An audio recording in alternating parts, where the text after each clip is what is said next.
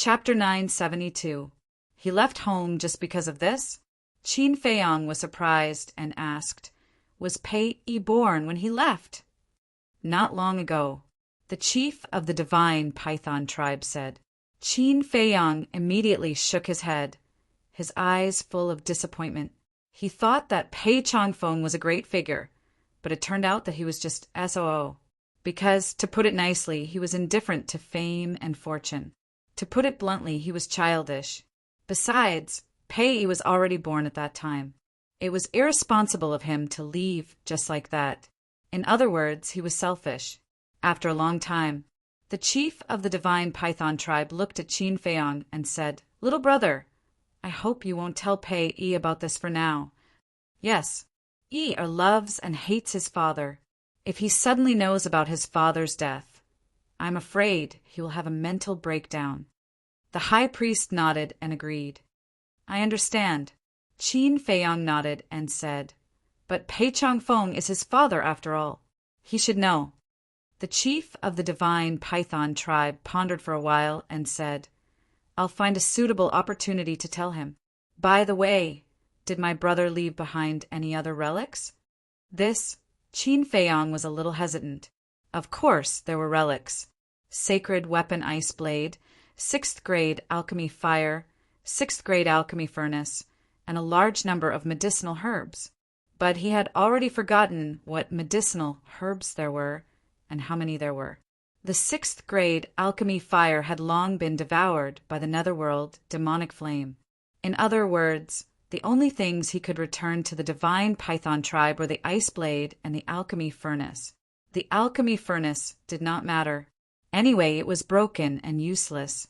But frankly speaking, he could not bear to return the ice blade to the divine python tribe. Seeing Qin Feiyang hesitate, the chief of the divine python tribe smiled and said, "Little brother, don't get me wrong. I'm not asking for these relics. After all, you got them with your own ability. We have no right to ask them back. I just want to see if I can find out the cause of his death from these relics. You can rest assured. I've already checked and found no clues about the cause of his death," Qin Feiyang said. The two of them looked at each other with a trace of disappointment in their eyes. Crack! Suddenly, the chief of the divine python tribe clenched his fists and said in a deep voice, "No matter what, we must find out the cause of his death and avenge him. Yes, whoever dares to hurt the people of the divine python tribe will have to pay the price." The high priest nodded, his eyes filled with killing intent. However, Qin Feiyang shook his head noncommittally. After such a long time, it was unrealistic to find out who killed Pei Zhangfeng. After a while, the chief of the divine python tribe put away the token and cupped his hands. "Little brother, thank you so much. If you have time in the future, remember to visit my divine python tribe." "I will." Qin Feiyang nodded and smiled. "Then we'll take our leave first," the chief of the divine python tribe said. "Take care. I won't see you out," Qin Feiyang said. Then, the chief of the divine python tribe opened a portal and left with the high priest. Strange, when the teleportation gate dissipated, Qin Feiyang could not help but frown. One had to know. Pei Zhangfeng had a high status in the divine python tribe, and the chief of the divine python tribe was Pei Zhangfeng's younger brother. If it were him, he would definitely ask for the exact location of Pei Zhangfeng's burial and then immediately bring Pei Zhangfeng's body back and bury it in the tribe. However, the chief of the divine python tribe did not even ask. Was this the attitude of a younger brother? After a while, Qin Feiyang whispered, "He must be too sad and hasn't reacted yet." This was the only explanation that made sense. He stood there and pondered for a while. Then he entered the alchemy room and put away the alchemy furnace. Then he walked out of the alchemy room and flew toward the Holy Land. Everywhere he passed, the disciples he met were extremely respectful. About half an hour passed.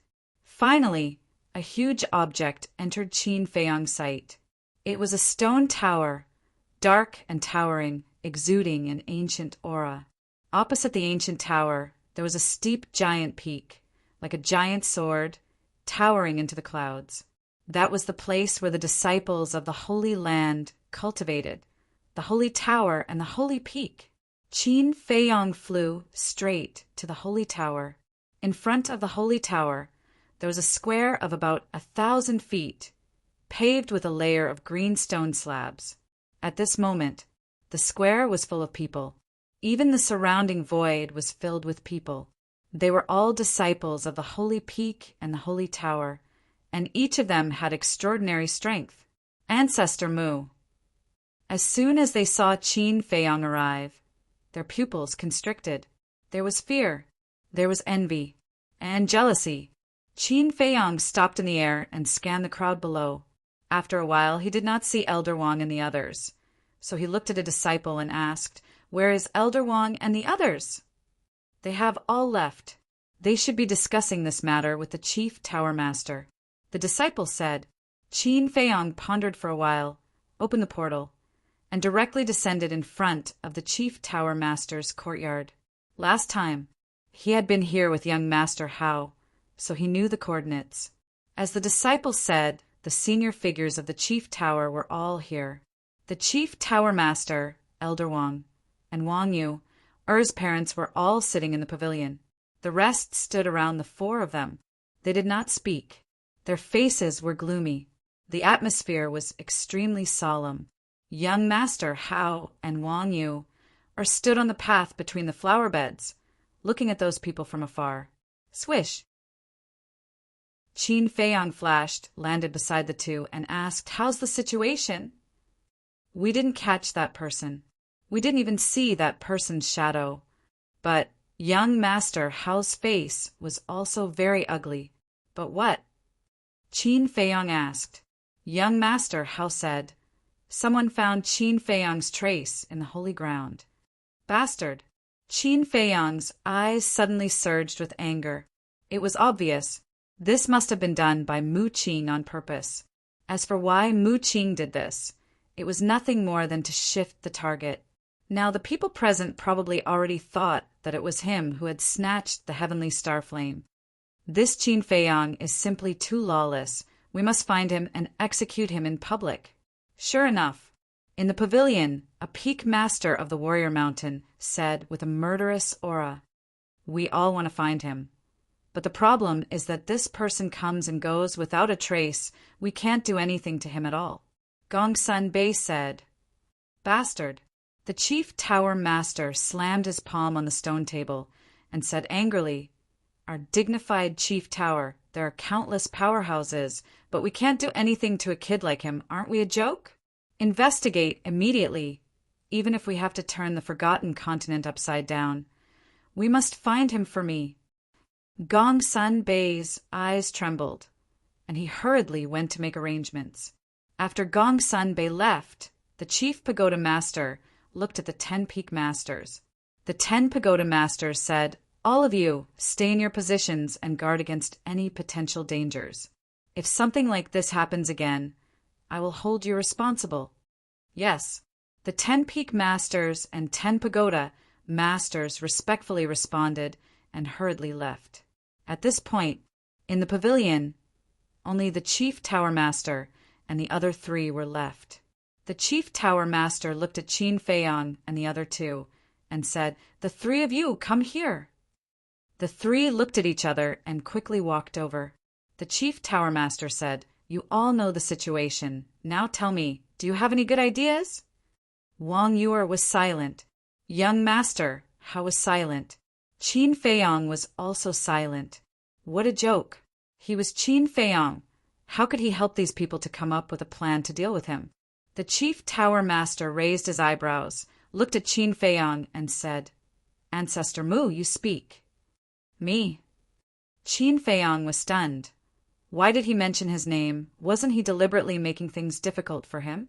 After a while, Qin Feiyong cupped his hands and said, "Forgive this disciple for speaking bluntly, but it is almost impossible to find Qin Feiyong."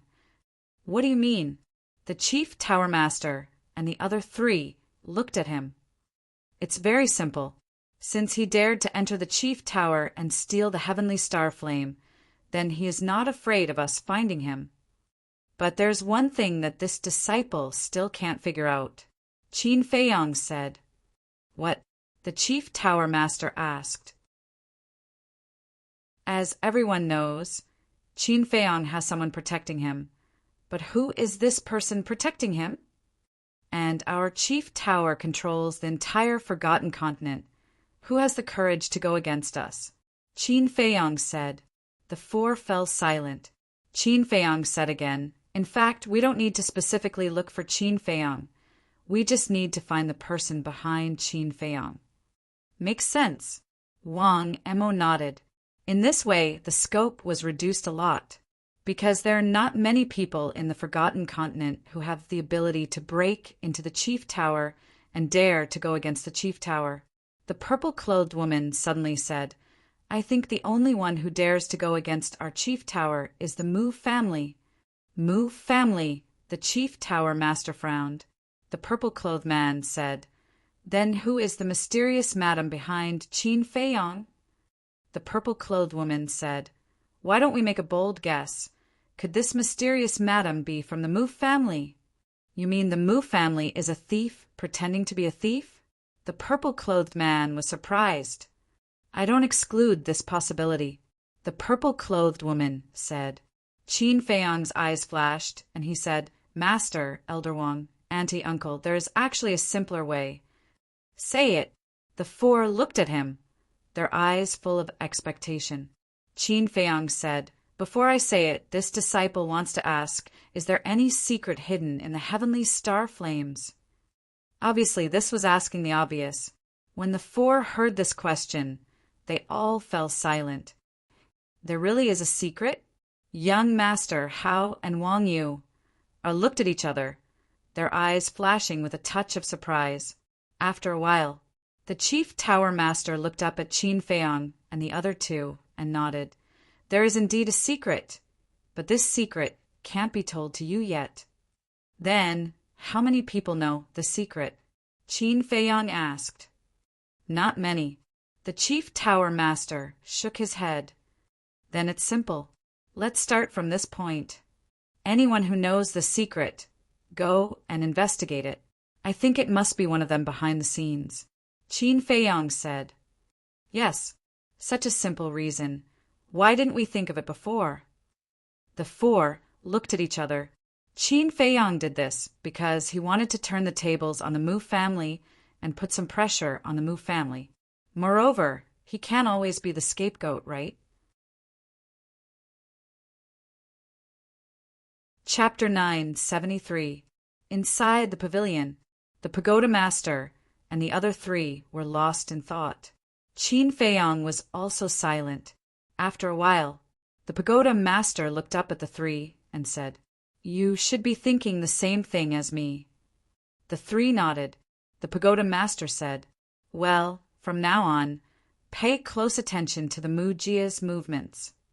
Old man, since you all suspect that it's the Mujia, just send someone to ask. Why do you still want to spy on them? Young Master Hao frowned. I say, what are you thinking about all day long? Do we have any evidence now? No, we're just guessing. In this case, we can't directly question them. The pagoda master said angrily. There's one more thing the Mujia doesn't know yet. We've already begun to suspect them, so we won't be particularly cautious. But if we run to question them now, they will be very careful in the future. In this way, no matter how we investigate, there won't be any results. Qin Feiyang added. Chief Pagoda Master looked at Qin Feiyang with admiration. Soon after, he looked at young Master Hao and said with a straight face, Do you see that? This is the gap between you and him. In the future, you should learn from him and use your brain more. Humph! Young Master Hao coldly snorted and glanced at Qin Feiyang. He looked quite dissatisfied. Qin Feiyang shook his head and smiled. He looked at the pagoda master and said, This disciple also wants to do something. Please help me. In fact, He wanted to take the opportunity to find out the location of the Mujia's nest. The pagoda master was stunned and smiled. I won't let you take risks, but I'm very pleased that you have this intention. Qin Feiyang's eyes suddenly showed a trace of disappointment.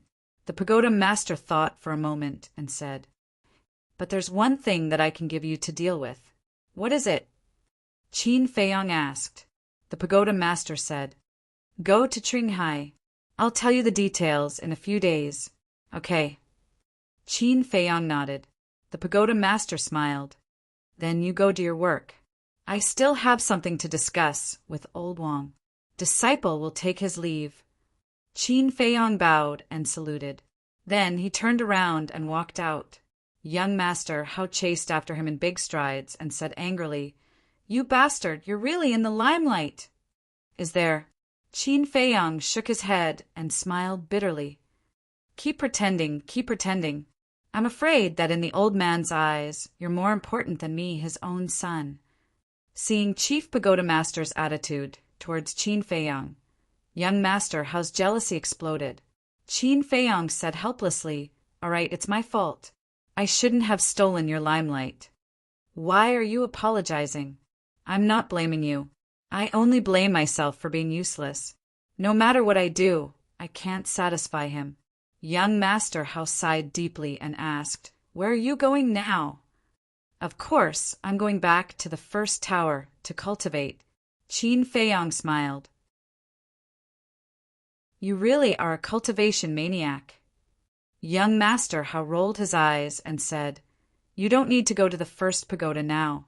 The old man has already arranged a place for you to stay in the Holy Land. I will take you there. It's arranged? Qin Feiyang was stunned. He followed behind young master Hao, walked out of the courtyard and walked down a secluded path. But gradually, he frowned because Wang Yuer was still following behind them. What do you want to do? A moment later, Qin Feiyang finally couldn't help but stop and turn around to look at Wang Yuer angrily. Me? What do you mean? Wang Yuer was a little stunned. Qin Feiyang raised his eyebrows and said angrily, If you don't have any ulterior motives, why do you keep following me? Following you? What a joke! Wang Yuer sneered without hiding it, walked straight past Qin Feiyang, and then walked forward without looking back. What's going on? Qin Feiyang was stunned. Young master Hao had been snickering at the side. After Wang Yuer left, he looked at Qin Feiyang and said with a low smile, I forgot to tell you, sister, you also lives in this direction, and it's not far from where you live. Ah. Qin Feiyang's face twitched. It turned out that he had misunderstood Wang Yuer. That was awkward. Young master Hao's eyes flashed with a hint of ridicule, and he asked, But speaking of which, how should I address you now? What do you mean? Qin Feiyang was stunned and looked at him suspiciously. Originally, I called you brother, but now you and sister you have taken off the engagement, so shouldn't I call you brother-in-law? Young master Hao said. Brother-in-law? Qin Feiyang was stunned and hurriedly waved his hand and said, Forget it, I really can't afford it. It seems like you don't like this sister of mine at all. Young master Hao smirked. Qin Feiyang shook his head and said, It's not that I'm resistant. Then why? Young master Hao was slightly stunned and asked curiously. Qin Feiyang said, I don't want to talk about feelings at the moment, and I don't want to let someone down. Young master Hao was surprised. Could it be that this person already had someone he liked? A moment later, the two of them came to a lake. The lake was very large, covering an area of several miles. The lake water was clear, reflecting the blue sky and white clouds. In the center, there was a piece of land about 1,000 feet long, like a small island, sitting in the center of the lake. This is... Qin Feiyang looked at the lake suspiciously. Young master Hao said, This is the Soothing Lake and also where we live. Soothing Lake? Qin Feiyang was surprised and said, Shouldn't I go to the Holy Tower? All the disciples who entered the Holy Land either went to the Holy Tower or the Holy Peak. Why did young master How bring him here? The holy tower is where ordinary disciples stay, and you are my father's disciple. How can they compare to you? Young master How smiled proudly. I see. Qin Feiyang suddenly understood. Let's go. Young master How smiled and soared into the sky, flying toward the small island in the center of the lake. Qin Feiyang followed, closely behind young master How, scanning the lake below. The surface of the lake was very calm, but there were turbulent waves below. He could even feel the aura of the emperor beasts under the lake. Young master How explained, there are thousands of beasts hiding in this soothing lake. Among them, there are 10 more emperor-level beasts, responsible for protecting us. So many. Qin Feiyang was shocked and asked, what about the other beasts? Young master How said, sacred beasts. All of them? Qin Feiyang was surprised. Yes, all of them. Young master How nodded. Qin Feiyang was speechless. For someone of his cultivation level, this place was simply a dragon's lair and a tiger's den. A dozen breaths later, the two of them landed on the small island. On the small island, the fragrance of flowers was everywhere, and the scenery was pleasant. Lush green grass and verdant little trees swayed in the wind, displaying endless vitality. A clear stream meandered across the entire island. The stream flowed slowly and colorful fish jumped up and down, adding to the tranquility of the place. In the center of the island, there were a total of 3 courtyards, standing side by side, only 100 meters apart. According to young master How, the first courtyard was Wang Yuer's residence. The second courtyard was young master Hao's own. As for the third courtyard, it was Qin Feiyang's future residence. Qin Feiyang looked at them one by one. Compared to the second and third courtyards, the first courtyard was more beautiful and tidy. There were all kinds of flowers planted in the courtyard. On both sides of the gate, there were 2 vigorous peach trees, blooming with peach blossoms and a strong fragrance. At this moment, Wang Yuer was standing under the peach tree and the petals fell down. Her hair and dress danced in the wind, making her look like a flower fairy, especially charming. Let me tell you, everything on this small island was basically arranged by Sister Yu. So you'd better not destroy it, or she will definitely come and find trouble with you. Young master How warned in a low voice. Qin Feiyang's head suddenly swelled a little. He did not expect to live in the same place as Wang Yuer. However, he was very satisfied with this place. Not only was the environment good, but it was also very quiet, very suitable for meditation. The two of them walked along a winding path and arrived in front of the third courtyard. This was originally Gong Sunbei's residence, but later he moved to the Divine Envoy Hall because he had to take charge of the Divine Envoys. As young master How spoke, he pushed open the gate of the courtyard and walked in. There was a pavilion in the courtyard, surrounded by a flower bed. Most of the flowers had withered. Many petals had fallen on the ground, and they were already rotten, emitting a rotten smell. On one side of the pavilion, there was a 2-story pavilion with carved beams and painted rafters, and it was quite charming.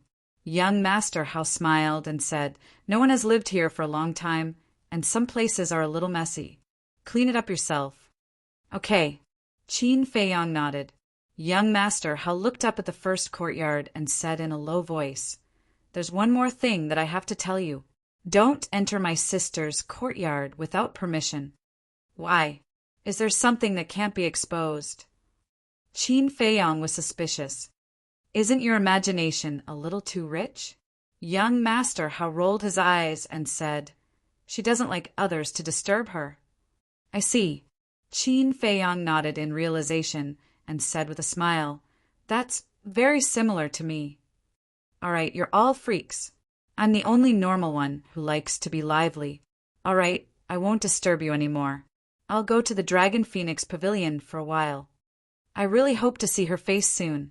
Young master How looked at the sky and laughed foolishly. Then he opened the portal and left without looking back. Miss Dragon Phoenix Pavilion. Qin Feiyang pondered for a moment, shook his head, and began to tidy up the courtyard. Wang Yu looked at Qin Feiyang from afar, and also entered the pavilion without saying a word. An hour later, Qin Feiyang cleaned up the courtyard inside and outside, then went to take a bath, changed into a clean set of clothes, and sat on the balcony on the second floor. He took out the jade slip that the young lady of the Dragon Phoenix Pavilion gave him and carefully looked through it. Isn't this the legendary invisibility technique? 100 breaths passed. Qin Feiyang suddenly opened his eyes, his face full of excitement. This was a battle art that could make one invisible. It was called the concealment art. The concealment art did not have any offensive power, but it could hide one's body in the void and turn invisible. Even if you stood in front of others, they would not be able to see you. It could be said that as long as he mastered this concealment art, Qin Feiyang would be like a tiger that had grown wings. Then came the question, why did the young lady of the Dragon Phoenix Pavilion give him such a precious battle art?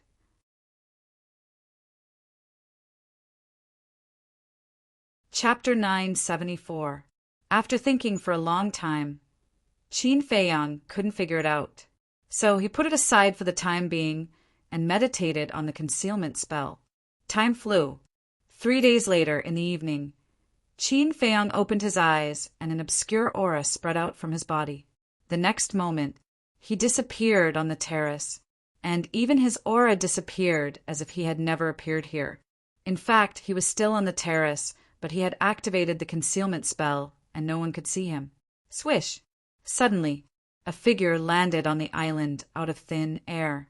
It was Mr. Hao. In the past 3 days, he went to the Longfeng house on time every morning and came back on time at night. And when he saw Qin Feiyang meditating on the terrace, he didn't disturb Qin Feiyang for 3 days. But at this moment, seeing that there was no one on the terrace and there was no candlelight in the attic, Mr. Hao couldn't help but feel suspicious. Where did this guy go? He swooped down and landed in Qin Feiyang's courtyard, shouting, "Brother Mu, are you there?" No one answered. In fact, Qin Feiyang was now standing in front of Mr. Hao and waving at his eyes. But Mr. Hao didn't notice it at all. Not here. This bastard is too unloyal. He didn't call me when he went out to have fun. After waiting for a long time and not hearing Qin Feiyang's response, Mr. Hao thought that Qin Feiyang had gone out. He cursed and returned to his courtyard. After Mr. Hao entered the attic, Qin Feiyang's figure appeared out of thin air. It's really amazing. He looked at himself, his eyes full of surprise. Suddenly, he seemed to think of something and looked up at Wang Yuer's courtyard. Because it was not far away, he could clearly see that there were wisps of candlelight in the attic where Wang Yuer was. If you don't give it to me, I'll get it myself. Qin Feiyang smiled, activated the concealment spell again, and walked into Wang Yuer's courtyard openly. In the courtyard, hundreds of flowers bloomed, competing for beauty. The strong fragrance of flowers pervaded every corner of the courtyard. Qin Feiyang stood in the flower bed and looked at the attic. The doors and windows were closed, and the candlelight came from a window on the left side of the first floor. He could clearly hear the sound of water coming from inside. How do we get in? Qin Feiyang hesitated. Although the concealment art could make him invisible if he opened the window or door, it would definitely make a sound. Suddenly, his eyes lit up. There was a window on the second floor that wasn't closed. Immediately, he leaped into the air and slipped in quietly. When Qin Feiyang entered the room, his body stiffened. The room was not big, but the decorations were very cozy. There was a bed beside it, covered with light pink bedding. There was also a dressing table beside the bed. In addition to all kinds of decorations, there was also a pile of dresses and even a piece of underwear. Obviously, this was Wang Yuer's boudoir. Don't look at indecent things. Qin Feiyang quickly looked away, but just as he was about to leave the room, he looked at the dressing table again. This was because he found an exquisite Qiankuan pouch under the underwear. He had seen this Cosmos bag before. It was the Cosmos bag that Wang Yuer usually used. The dress and underwear are all here. The Cosmos bag is also here. Could she be bathing downstairs? Qin Feiyang mumbled, his eyes shining. This was a good opportunity. Of course, this so-called good opportunity was not to peek at Wang Yuer bathing, but to seize the opportunity to take back the 10th part of the soul-tampering skill. He walked to the dressing table, grabbed the Cosmos bag, and began to search. Nothing. After searching for a while, he could not help but frown. There were a large number of herbs, elixirs, and even sacred weapons in the Cosmos bag, but he could not find the jade slip. This shouldn't be. Qin Feiyang muttered to himself. Tada! Suddenly, there was a series of footsteps downstairs. He quickly put the Cosmos bag back to its original position, restrained his aura to the extreme, and stood quietly by the side. After all, Wang Yuer was a 9-star combat sage. If he was not careful, she might discover him. Soon, a graceful figure entered the room. Qin Feiyang immediately turned his head and looked elsewhere. It was Wang Yuer, but the current Wang Yuer was simply deadly. She was wearing nothing except a white bath towel. Her 2 long legs, as well as half of her majestic twin peaks, were exposed. Her jade-like skin, her wet long hair, her languid demeanor, and her captivating eyes, every part of her was emitting a fatal seduction. What the hell? Qin Feiyang cursed in his heart. Since he met this woman, he had been encountering such situations. Fortunately, he had strong willpower, otherwise he would have had a nosebleed. After Wang Yuer entered the room, she looked at the clothes and Cosmos bag on the dressing table and did not find anything strange. Then she walked to the closet at the side, found a clean towel, and wiped her wet long hair. Inside the wardrobe, in addition to all kinds of long dresses, there were also many small and exquisite undergarments. This is too torturous. Qin Feiyang only glanced at it casually, but his heart was already restless. But now, he didn't dare to move. He could only stand there and try not to look. However, it was not over yet. After Wang Yuer wiped the water stains, she took off the bath towel wrapped around her body in front of Qin Feiyang.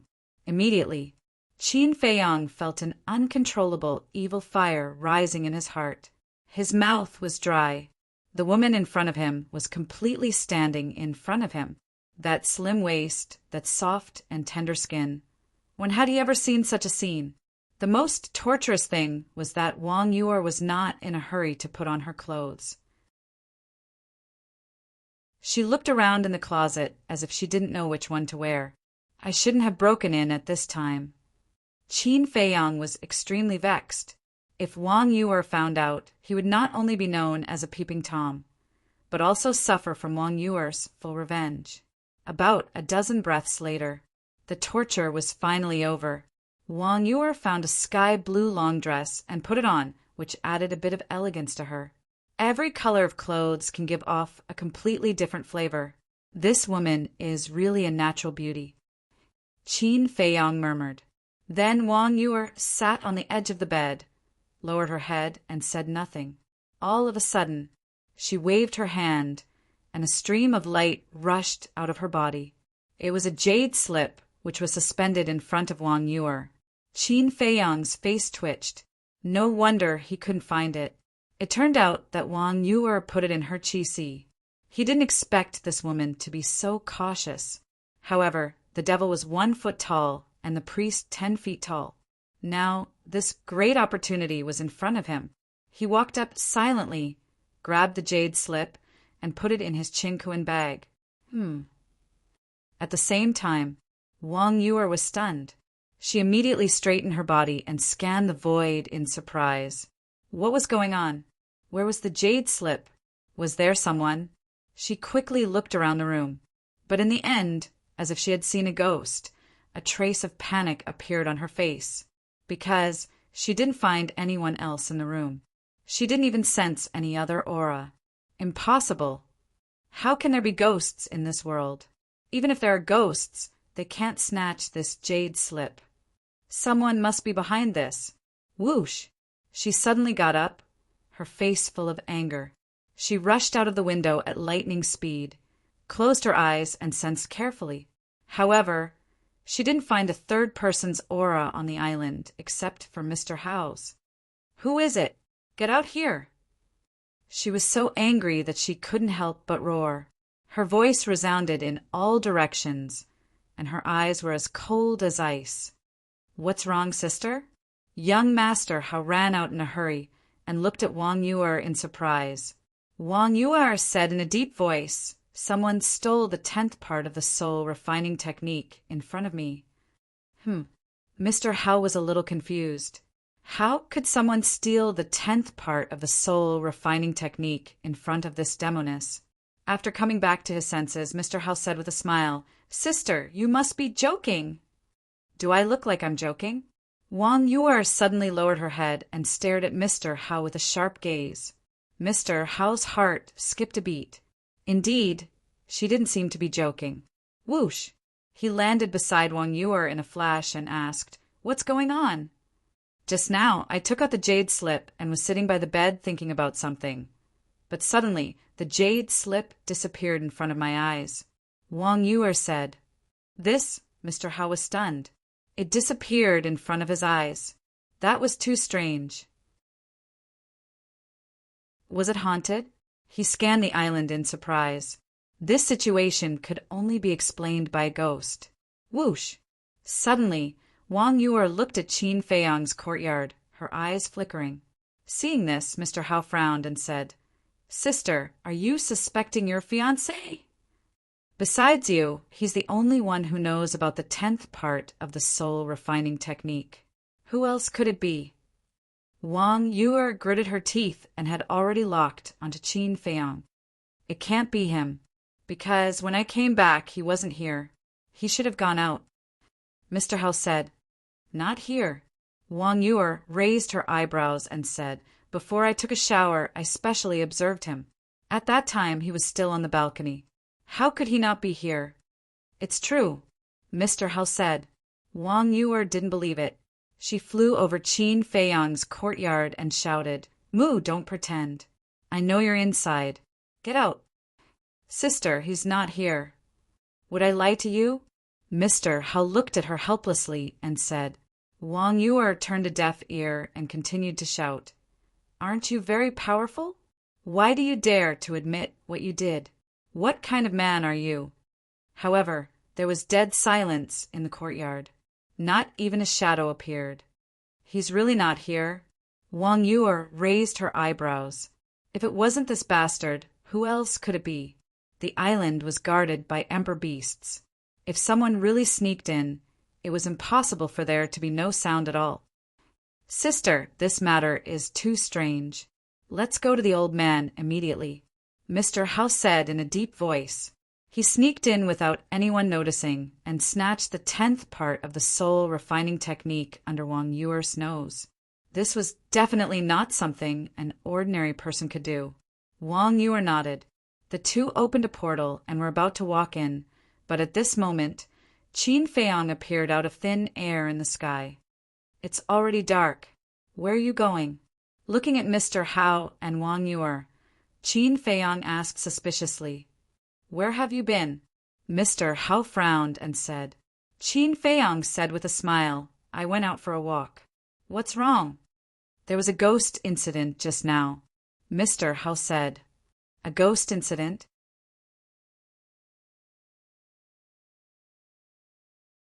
Chapter 975. Young Master Hao gave a brief account of what had happened. This, Qin Feiyang was dumbfounded. Of course, he knew it, but he had to pretend. When he came back to his senses, he looked at Wang Yu'er angrily and said, "I told you to give me the 10th part of the soul refining technique, but you didn't listen. Now it's been snatched away. What do you think we should do? The 10th part is mine. Even if it's snatched away, what does it have to do with you?" Wang Yu'er was already full of anger. At this moment, when she heard Qin Feiyang's rebuke, she was undoubtedly angrier and directly went against Qin Feiyang. "Yours? Are you kidding? If you didn't snatch the 10th part with your relationship with Mr. Wang, how could it be yours? Let me tell you, if you don't get the 10th part back, I'll divorce you. Qin Feiyang snorted coldly. Young Master Hao's face changed, and he hurriedly said, Brother Mu, you can't joke about this. I never joke, Qin Feiyang said expressionlessly, then quickly swooped down and disappeared in the attic. Divorce me? How dare you divorce me? Wang Yuer was in disbelief. Although she didn't agree to the engagement, she could only accept it. But now he actually threatened to divorce her? This was simply a humiliation to her. She couldn't tolerate it. She shouted at the attic, Okay, I can't ask for more. You'd better hurry up. Seeing that Wang Yuer was also angry, young Master Hao rubbed his forehead and said helplessly, Sister, can you calm down? I'm very calm, Wang Yuer said. If you're calm, why did you say such angry words? If Ancestor Mu really divorces you now, do you know how many people will laugh at you behind your back? Young Master, Hao said earnestly. I'm not afraid, Wang Yuer said. You're not afraid, but what about Aunt, Uncle, and Mr. Wang? They'll definitely die of anger. Young Master Hao sighed. This marriage was a mistake in the first place. After saying that, Wang Yuer turned around and left angrily. What a pair of enemies! Young Master Hao looked at the two courtyards and felt a headache coming on. The waning moon hung high in the sky, and the night was hazy. Qin Feiyang activated the concealment spell and stood on the balcony, looking at Wang Yuer's back with a smile in his eyes. Although this woman was a little unreasonable, she was actually quite cute. A moment later, he retracted his gaze and took out the jade slip. No matter what, he had finally obtained the 10th part of the soul refining technique. He immediately turned around and entered the attic to comprehend in peace. And not long after, Chief Pagoda Master received young Master Hao's notice and sent people to investigate the island. However, they obviously didn't find anything. The next morning, Qin Feiyang walked out of the attic and stood in the flower bed. Breathing in the fresh air, he felt refreshed. In just one night, he had mastered the soul refining technique. Of course, this was all thanks to the inheritance of the first Pagoda Master. If not for the insights and profoundness of the soul-tempering art in the inheritance, given his current ability, he would not have been able to comprehend it no matter how much time he had. The ancients were right. As long as you are in a good mood, you will feel comfortable. Qin Feiyang stretched. With a slight thought, a stream of light swept out from between his eyebrows. This was a pentagram, blooming with dazzling light. And in the center of the pentagram, there were 3 words floating. Soul refining technique. The biggest advantage of the soul refining technique was that it didn't need to be deliberately activated. It would automatically temper one's mental strength. In other words, his current spiritual power was increasing every moment. Although it was not obvious, if he sensed it carefully, he could still detect it. Creak! Suddenly, there was the sound of the door opening. Qin Feiyang hurriedly waved his hand, and the pentagram turned into a stream of light and merged into between his eyebrows. Then he looked up and saw young Master Hao coming out from next door. Morning! Qin Feiyang smiled and greeted him. Young Master Hao was startled. He looked at Qin Feiyang as if he had discovered a new continent and asked curiously, Why aren't you cultivating today? Qin Feiyang rolled his eyes at him and said speechlessly, Do you really think I'm a cultivation maniac? That's good. Today is the day of the Dragon and Phoenix wine auction. Let's go and have a seat. Young Master Hao laughed. Not interested. Qin Feiyang shook his head. Young Master Hao was immediately displeased. Why are you so boring? Qin Feiyang said, It's not that I'm boring, it's that you're too bored. What's so good about that Dragon and Phoenix wine? Tasteless. Young Master Hao pursed his lips. Qin Feiyang shook his head and laughed bitterly. Did this have anything to do with taste? Buzz. At this moment, The image crystal in Qin Feiyang's arms buzzed. Qin Feiyang's eyes flashed, and he looked at young Master Hao and said, "I have something to do. Let's meet another day." After saying that, he turned around and entered the attic, closing the door behind him. How did I make such a friend? Young Master Hao was stunned, then shook his head and sighed, and also opened the teleportation door and left. In the attic, Qin Feiyang took out the image crystal, and Fatso's shadow quickly condensed. "What's wrong?" Qin Feiyang asked. Fatso said, "Someone is looking for you." "Looking for me?" Qin Feiyang was stunned and said, "Who is it?" "Pei," Fatso said. Qin Feiyang's eyes suddenly lit up and said, "Where is he now?" "It's right outside my cave abode," Fatso said. Qin Feiyang pondered for a moment and said, "Give me the coordinates, I'll be there right away." After getting the coordinates, Qin Feiyang opened a teleportation door. The next moment, he appeared in a cave abode. The cave was only 100 feet long. Other than a praying mat, a stone table, and 4 stone stools, there was nothing else. It was quite simple. However, it was very clean. Fatso walked forward and pointed to the door of the cave. He said to Qin Feiyang, "He's outside." Qin Feiyang said, "Let him in." Fatso said loudly, "Senior brother Pei, come in." Tada! Accompanied by the silent sounds of footsteps, Pei entered the cave and entered Qin Feiyang's sight. However, at this moment, Pei was no longer as carefree and unrestrained as before. Instead, he seemed to be in agony. Qin Feiyang sighed secretly and pointed to the stone stool beside him. He smiled and said, "Have a seat." Pei looked at Qin Feiyang, who was sitting on a stone stool with his head hung low, remaining silent. Qin Feiyang also sat opposite Pei and said, "They must have told you everything." "Yes." Pei nodded. Qin Feiyang asked, "What are your plans then?" "I don't know. I'm very conflicted now." Pei shook his head with a look of agony on his face. Qin Feiyang said, "I can understand how you feel, but he's still your father after all." "What are you guys talking about?" Fatso looked at the two of them in confusion. Qin Feiyang looked at Fatso and sighed. "Pei Changfeng is his father." "What?" Fatso was dumbfounded. "Isn't this too much of a coincidence? Is he really dead?" Pei finally looked up and asked Qin Feiyang. Qin Feiyang nodded. Pei fell silent again. After a long while, he said, "Can you take me to the place where he was buried? I'd like to bring his body back." "Of course. However, is this your idea or your uncle's?" Qin Feiyang asked. Pei's uncle was naturally the leader of the divine python tribe. "It's my idea," Pei said. "What about your uncle? Doesn't he want to bring your father's body back?" Qin Feiyang asked with a frown.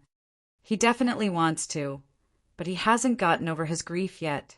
After all, they're biological brothers. We may be father and son, but we've never interacted with each other before. In fact, I don't have any impression of him at all."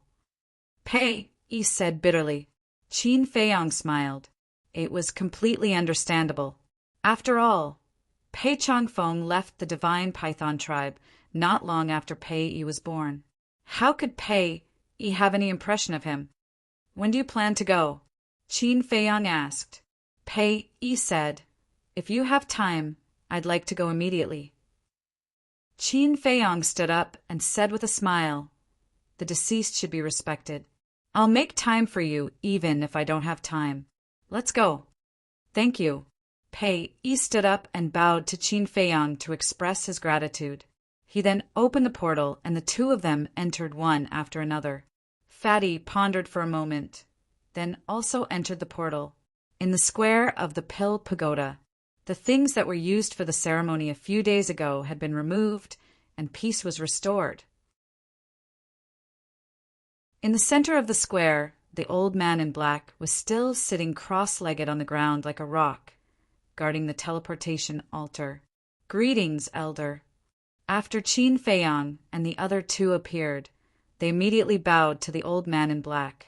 The black-clothed old man was the law-enforcing elder of the Pill Tower. His status was quite high, and he was also extremely strong. Normally, he did not smile, but when he saw Qin Feiyang, a trace of a smile crawled onto his old face. Qin Feiyang cupped his hands and said, "Elder, the three of us would like to make a trip to the 9 regions."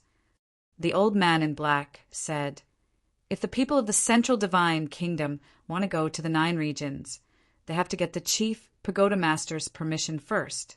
Do you have it?" "It's too troublesome to go to the 9 regions with the Chief Pagoda Master's permission." Qin Feiyang furrowed his brows without leaving a trace.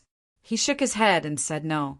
The old man in black said apologetically, "I'm sorry, but I can't let you go." Compared to the first time they met, his attitude was much more polite. However, Pei couldn't help but feel anxious. He pleaded, "Elder, I'm going to the 9 regions for no other reason than to retrieve my father's body. Please make an exception." Body. The old man in black was stunned. He looked Pei up and down for a moment and said, "You're Pei from the Divine Python tribe?" "Yes, I am." Pei nodded.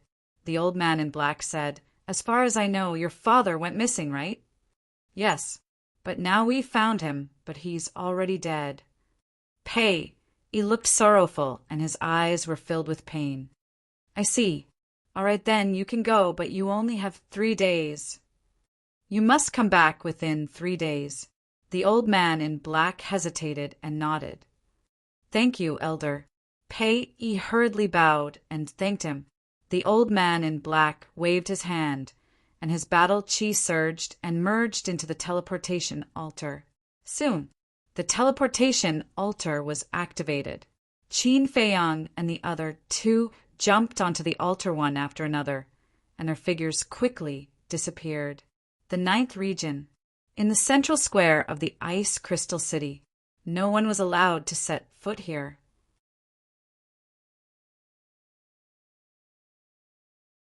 Chapter 976. But suddenly, there was a deafening buzzing sound in the quiet square. "What's going on?" The group of guards looked toward the center of the square like startled rabbits. At that moment, their eyes widened. The teleportation altar was awakened. One of the leading guards shouted, "Quick, quick, quick! Be more spirited." There was only one explanation for the awakening of the teleportation altar. The big shots of the Central Divine Kingdom had arrived. Whoosh! Finally, under the watchful eyes of the guards, 3 figures appeared above the teleportation altar out of thin air. It was Qin Feiyang and the other 2. So young, looking at the appearance of Qin Feiyang and the other 2, the group of guards was a little stunned. But the next moment they bowed in unison and said, "Greetings, my lords." "My lords?" Fatso was stunned and chuckled. "That's a good name." The leading guard said respectfully, "My lords, is there anything I can do for you?" "No, you can go about your business." Qin Feiyang smiled faintly and immediately opened the teleportation gate, leaving with Fatso and Pei. "Captain, who are they? They look so young, but their auras are so strong." Several guards whispered with fear in their eyes. "I've never been to the Central Divine Kingdom. How would I know? But I'm sure that they have a certain status in the Central Divine Kingdom." The leading guard said, "What do you mean?" One of the guards asked suspiciously, "Aura. The aura of the 3 of them is very extraordinary." Especially the one who spoke. Although he looks ordinary, he exudes the aura of a king. Moreover, I can sense a great saint's aura from him." The leading guard said solemnly, "Sage aura. Then isn't he a battle sage?" "He's already a battle sage at such a young age. How terrifying is his talent." The group of guards was dumbfounded. The legendary Central Divine Kingdom was really scary, but they would never have thought that the person they were afraid of was Qin Feiyang, the person they wanted to kill. At the same time, the 3rd zone, Qin Feiyang and the other 2 arrived above a glacier. Below, The mountain ranges were covered in white snow. Qin Feiyong scanned the glacier below and said, "Your father is buried here." "Where?" Pei was a little nervous and a little hesitant. "This used to be an ice valley. Later, in order to bury your father, I shattered the ice valley. As for the exact location, even now I don't know. However, it won't be difficult to find him." After Qin Feiyong finished speaking, his big hand reached out in the air, and Saint Might poured down like a waterfall. Rumble!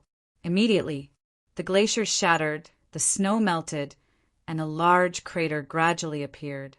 As the glaciers and snow continued to fuse together, the crater grew deeper and deeper, reaching a diameter of over 12 miles.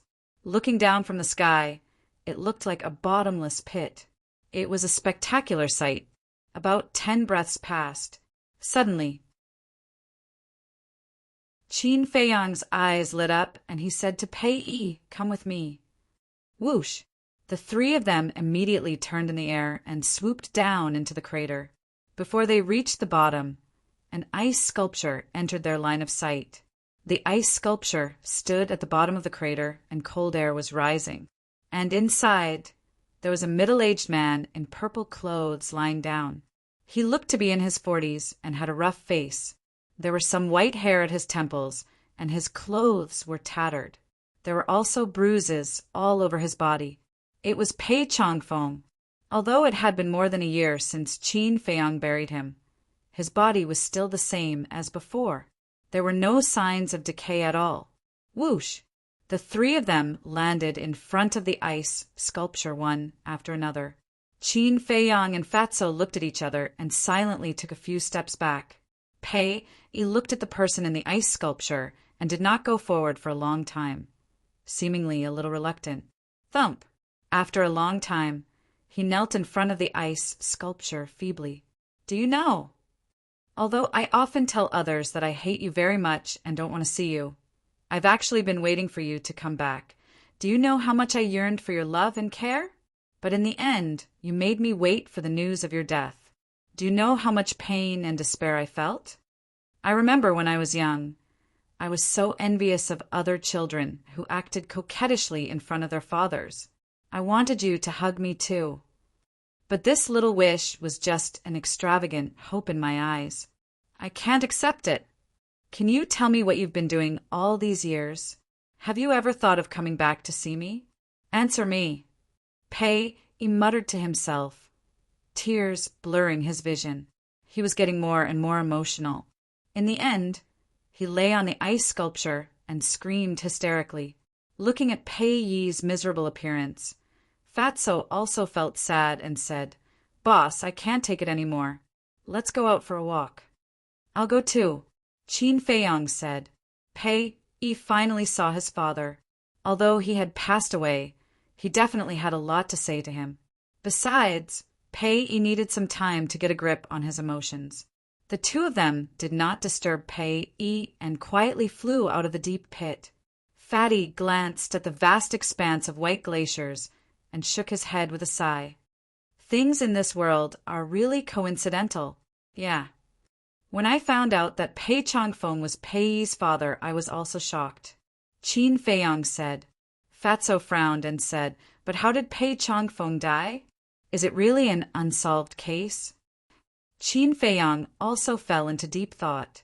Although they were not sure about Pei Changfeng's specific strength, they could guess that he must be very strong after knowing his identity. After all, if Pei Changfeng was not strong, the previous chief of the divine python tribe would not have let him inherit the position of chief. Therefore, there were probably not many people in the 9 regions who could kill Pei Changfeng. There might not even be one. Boss, Fat Lord suddenly thought of the Black Lion tribe, the Red Flame tribe, and the Sea tribe. Fatso said, "Is there a problem?" Qin Feiyong was stunned and asked, "I don't know. However, when the chiefs of the 3 tribes came here to look for the ice blade, does it mean that they already knew about the existence of the ice blade in advance? If that's the case, how did they know? Did they receive the news by chance? Or did they see the ice blade with their own eyes?" Fatso's face was full of suspicion. Qin Feiyang was surprised and said, "You mean the people of the 3 tribes may have seen Pei Changfeng before?" "It's possible." Fatso nodded. Qin Feiyang frowned and pondered for a while, then said, "If they really saw him, they might know the cause of his death. Let's go. We'll go to the 3 tribes immediately. By the way, do you have the coordinates of the 3 tribes?"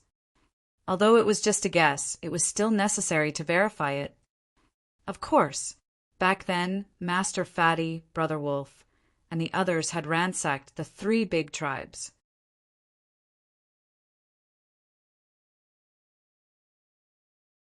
Chapter 977. Black Lion Tribe. In a small courtyard, 2 black-clothed old men sat opposite each other. Outside the small courtyard, a group of youths were naked and practicing martial arts on the snow. Although they were very young, only 12 or 13 years old, and their faces were red from the cold, none of them complained. Their faces were resolute. Since the chief and the high priest were killed, our Black Lion tribe is no longer what it used to be, but our hope is not yet destroyed. Yes, these children are our hope. It's a pity that Qin Feiyang and those bastards robbed our treasury. Otherwise, with our foundation, these children wouldn't have to work so hard. Looking at those youths, the 2 black-clothed old men's faces were full of gratification, but there was also a trace of hatred in their eyes. This hatred was naturally targeted at Qin Feiyang and the others. Haven't you heard of the saying, "No pain, no gain"? But at this moment, with a faint laugh, Qin Feiyang and Fatso appeared out of thin air in the courtyard. "Who is it?" The 2 old men were shocked and immediately stood up, looking at the 2 of them warily.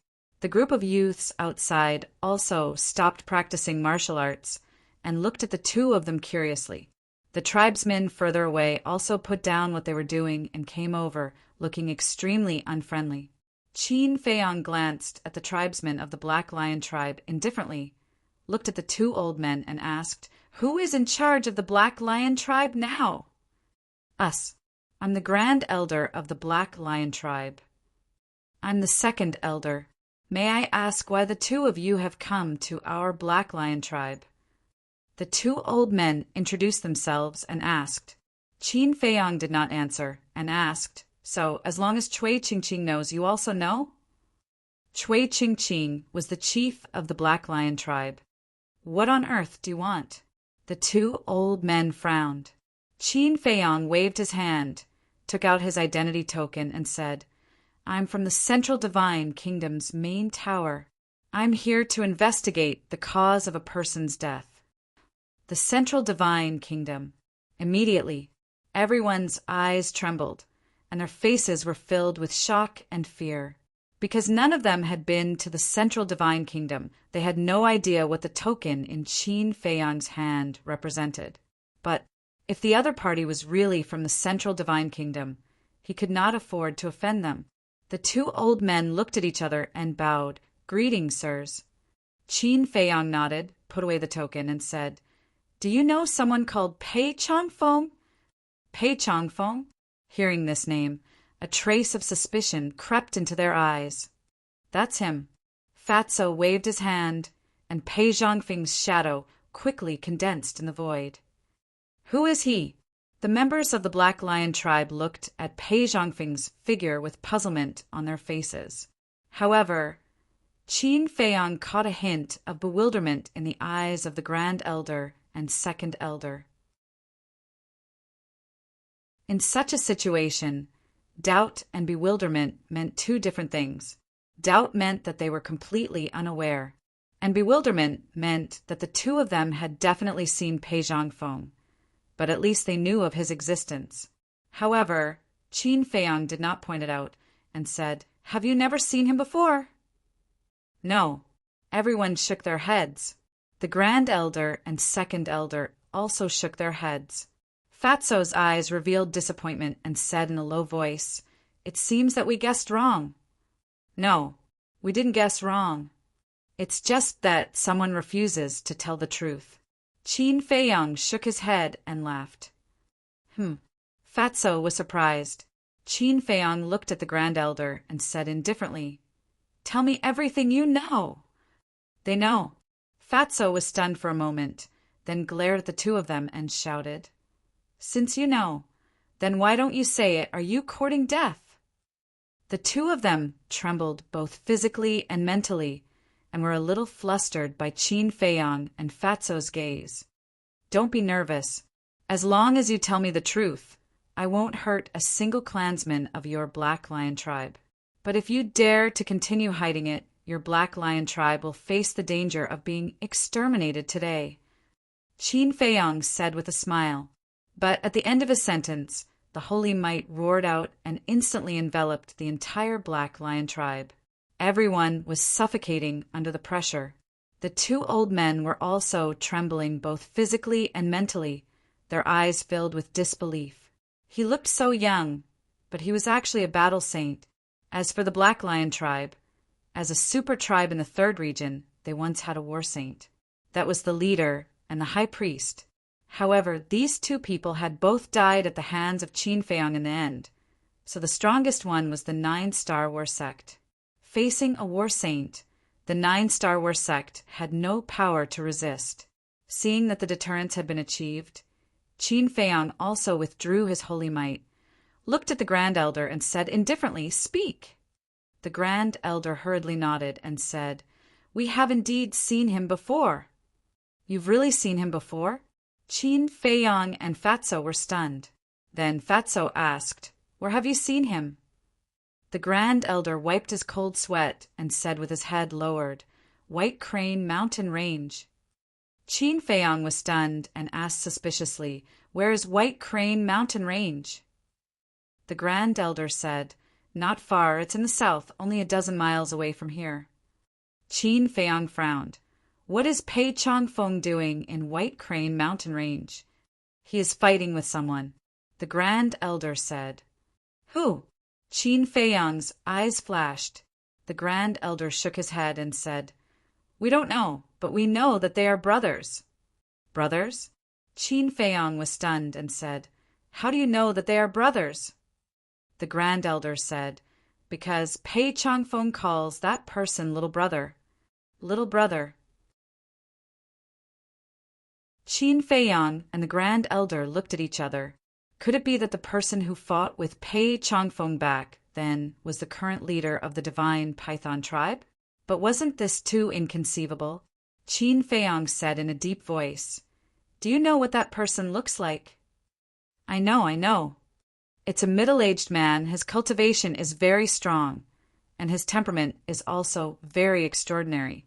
The Grand Elder raised his hand and waved. Battle chi surged and quickly condensed into a figure in the void. "It's really him." Qin Feiyang and the Grand Elder looked at the virtual figure, their faces full of disbelief. This person in front of them, if not the current leader of the divine Python tribe, who else could it be? In other words, what the leader of the divine Python tribe said to Qin Feiyang at that time was all lies, and Pei Changfeng's death was completely a conspiracy. Qin Feiyang said, "I want to know the details." Good. As long as you don't hurt us, we will tell you everything." The Grand Elder and the Grand Elder nodded. "I remember that back then we were discussing some matters with the leader, but suddenly we heard a loud noise. Out of curiosity, we rushed to the White Crane Mountain Range and happened to see two people fighting, and we also heard their conversation. The two slowly told the unknown secret of that year." The more Qin Feiyang and the Grand Elder listened, the more surprised they became. It turned out that, back then, the previous leader of the divine Python tribe did want to pass the position to Pei Changfeng. And it was not as the current leader of the divine Python tribe said, that Pei Changfeng did not want to take over the position. On the contrary, Pei Changfeng was very willing. But the current leader of the divine Python tribe had long coveted the position of the leader. So he set up a trap, tricked Pei Changfeng into coming to the 9 major areas, and assassinated him. In other words, Pei Changfeng died in the hands of his younger brother. Fatso clenched his hands and said in disgust, He even killed his own brother. This person is vicious. Are status and power really so important? This is what it means to know what is in a person's heart. Before you completely understand a person, you will never know what kind of person he is.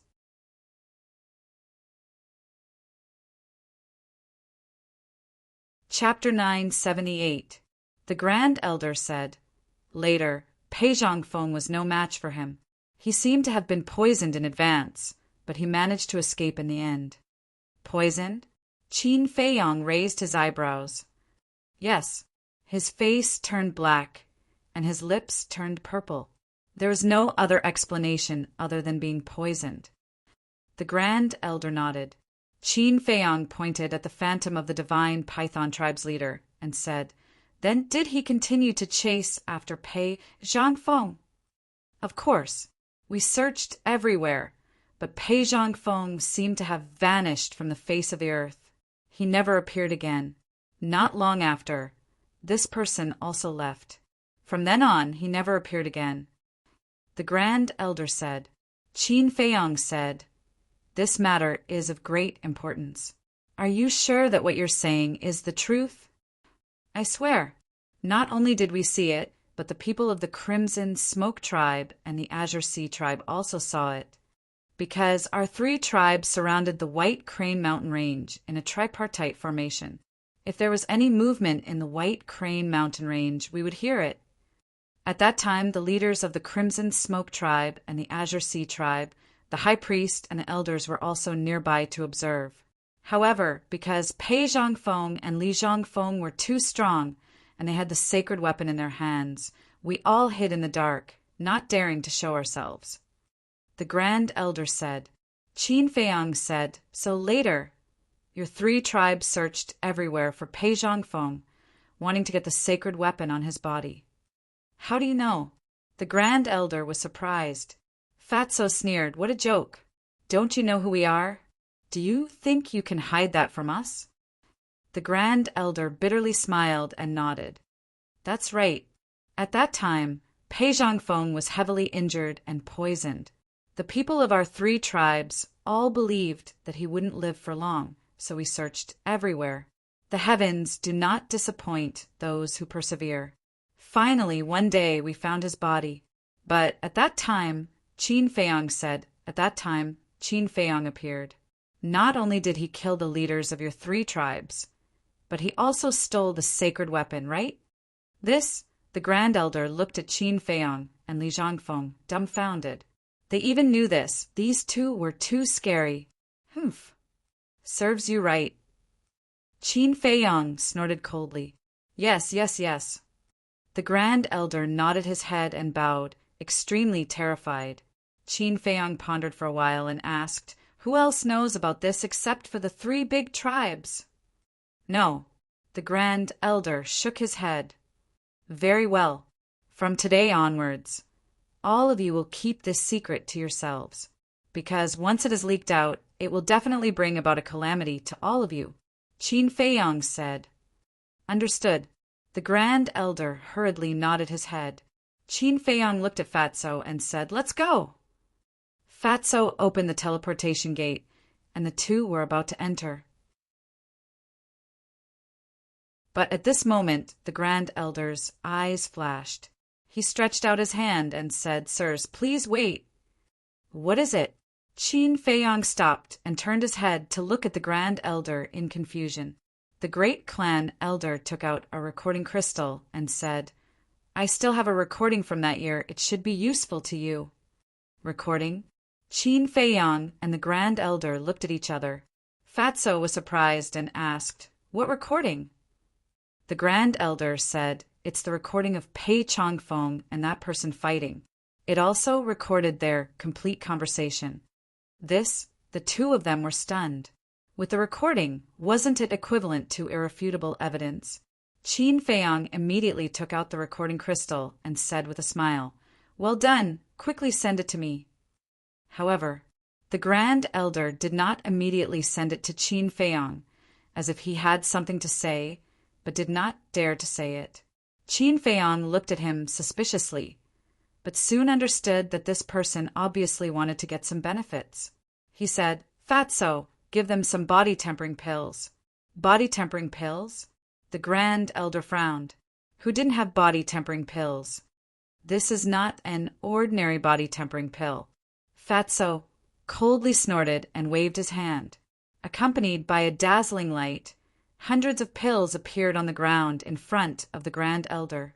These pills basically all had 4 pill patterns, and there were even some that had 5 pill patterns. The Grand Elder was stunned.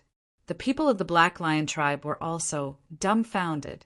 The eyes of those youths were filled with desire. Although the body-tempering pills were very ordinary and cheap, body-tempering pills with pill patterns were rare, especially with so many pill patterns. As everyone knew, the more pill patterns there were, the better the effect. And these 4 and 5 pill patterns body-tempering pills, it was no exaggeration to say that just 1 pill was enough to let a newcomer lay a solid foundation. Therefore, to the youths of the Black Lion tribe, these body-tempering pills were more precious than any high-grade pills. However, when the Grand Elder of the Black Lion tribe came back to his senses, he was still not very satisfied. "Don't be too greedy, or else don't talk about benefits. Your lives might not even be saved," Qin Feiyang lightly said. The Grand Elder's eyes trembled. For a moment, he was blinded by greed and forgot that the person in front of him was a battle sage. He did not dare to hesitate any longer and hurriedly established a contract with Qin Feiyang. Then he sent the video to Qin Feiyang. Qin Feiyang did not stay any longer and brought Fatso back to the place where Pei Changfeng was buried. Pei Yi had calmed down a lot and stood silently in front of the ice sculpture, his tears dry. Qin Feiyang walked over and patted Pei Yi on the shoulder, saying, "It's getting late, we should go back." "Okay." Pei Yi nodded and took another deep look at Pei Changfeng in the ice sculpture before keeping it in his heaven and earth bag. Qin Feiyang said, "I've been wanting to ask you a question." "What is it?" Pei Yi looked at him suspiciously. "Where's your mother?" Qin Feiyang said. "Mother." Pei Yi couldn't help but clench his fists tightly, his eyes filled with pain. Qin Feiyang smiled and said, "Forget it if you don't want to answer." "Phew." Pei Yi heaved a long sigh and said, "I heard from my second uncle that ever since my father left, my mother had been depressed. When I was 1.5 years old, she passed away from depression." "Passed away from depression?" Qin Feiyang's eyes lit up. If it were in the past, he would definitely believe it. However, now that he knew the truth, Pei Yi's mother's death was probably not that simple. Fatso said, "Boss, should we tell him the truth?" "Let's wait for a while." Qin Feiyang thought about it and said to himself, Pei Yi's heart was now full of scars. If he were to be told the truth at this time, he would probably break down. Buzz. Next, Qin Feiyang opened the portal, and the 3 of them arrived at the Ice Crystal City in the 9th Zone. He then opened the teleportation altar and directly returned to the main pagoda. Next, Pei Yi returned to the Divine Python tribe to bury Pei Changfeng. Qin Feiyang and Fatso also returned to the Warrior Mountain Range and the Sacred Ground. Calming Lake. It was quiet and peaceful. Qin Feiyang sat in the hall of the attic and looked at the image in the void in front of him. In the image, Pei Changfeng and the current leader of the Divine Python tribe were fighting fiercely in the sky above a mountain range. Blood splattered, and the mountains and rivers were shattered. And just as the Grand Elder of the Black Lion tribe said, Pei Changfeng did show signs of being poisoned. In the end, the leader of the Divine Python tribe suddenly took out a long spear and pierced Pei Changfeng's heart. The long spear was black and shining, and its sharpness could split the sky. It was also a sacred weapon. After that, Pei Changfeng escaped from the mountain range with the ice blade. Power, status, what a harmful thing. Qin Feiyang sighed deeply and waved his hand. The image disappeared, and then he put away the image crystal, got up and walked to the balcony on the 2nd floor. He sat cross-legged and closed his eyes to meditate. The next morning,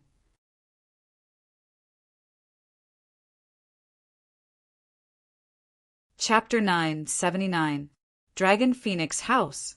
Inside a private room, Qin Feiyang sat next to the tea table and looked at Wu Yang standing in front of him.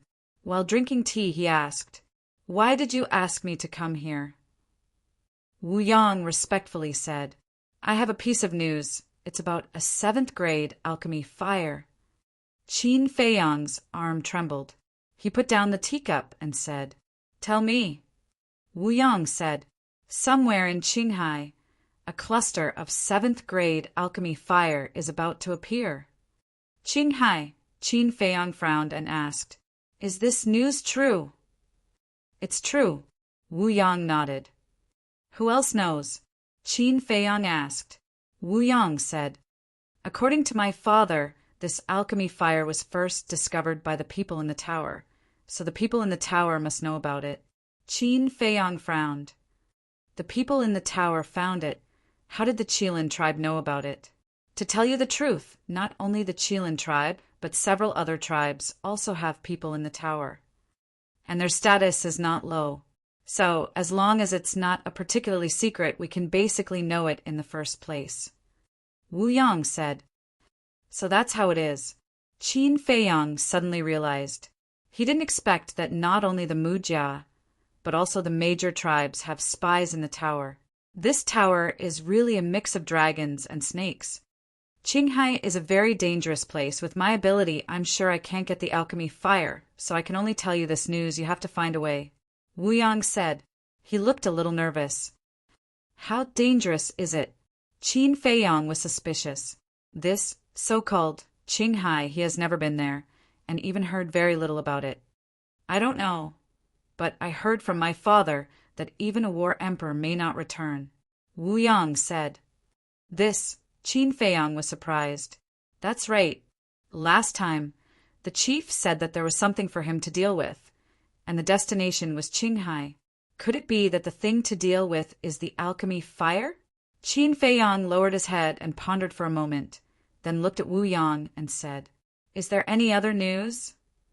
"Yes, because you killed Wu Jian, our leader is thinking of a way to deal with you."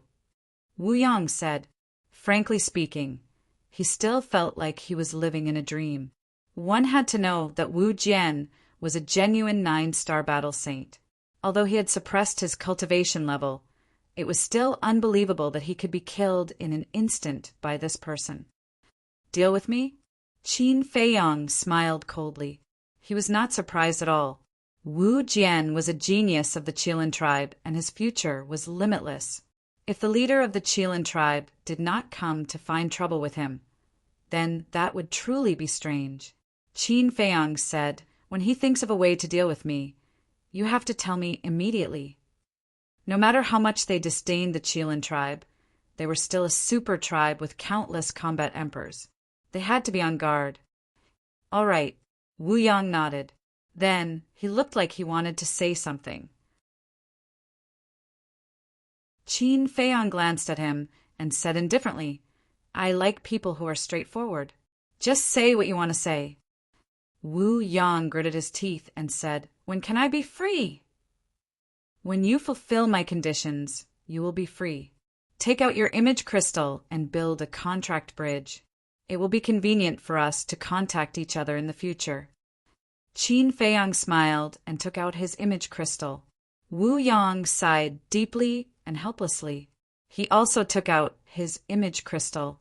After the contract bridge was completed, Qin Feiyang stood up and opened the portal to leave. "I can't go on like this. I must find a way to get rid of his control." Looking at the portal that disappeared, Wu Yang's eyes flashed with a hint of ruthlessness, because he knew that even if he fulfilled Qin Feiyang's conditions, Qin Feiyang might not let him go. He must strike first to gain the upper hand. "Get rid of my control, naive." At the same time, Soothing Lake. Qin Feiyang stood in the courtyard with a cold smile in his eyes. When he saw Wu Yang, he had been secretly spying on Wu Yang's inner thoughts. Therefore, He knew all of Wu Yang's thoughts clearly. It was just as Wu Yang thought. Even if Wu Yang fulfilled his conditions, he would not let him go. Because of the incident with Zuo En, he hated and disliked anyone who took the blood evil pill from the bottom of his heart. Such people should not live in this world. Whoosh! At this moment, a purple figure broke through the air and arrived. Qin Feiyang looked up and saw that it was Gong Sunbei. "Are you used to this place?" Gong Sunbei landed in Qin Feiyang's courtyard and asked with a smile. "It's okay." Qin Feiyang smiled and said, "Lord Gong Sun, do you have something to tell me?" "Sai, why are you calling me Lord? You are too polite. Although I have finished my apprenticeship, I am still the Chief Tower Master's disciple. You can call me Senior Brother." Gong Sunbei smiled. "Okay." Qin Feiyang nodded. Gong Sunbei said, "I am indeed here to ask you to do something." "Please say it, Senior Brother." Qin Feiyang said. "Wait." Gong Sunbei looked at young Master Hao and Wang Yu at his courtyard and said loudly, "Your junior brother come out." Qin Feiyang was puzzled. Why did he ask Wang Yu and young Master how to come out? After a while, Wang Yu walked out of the attic in a white dress.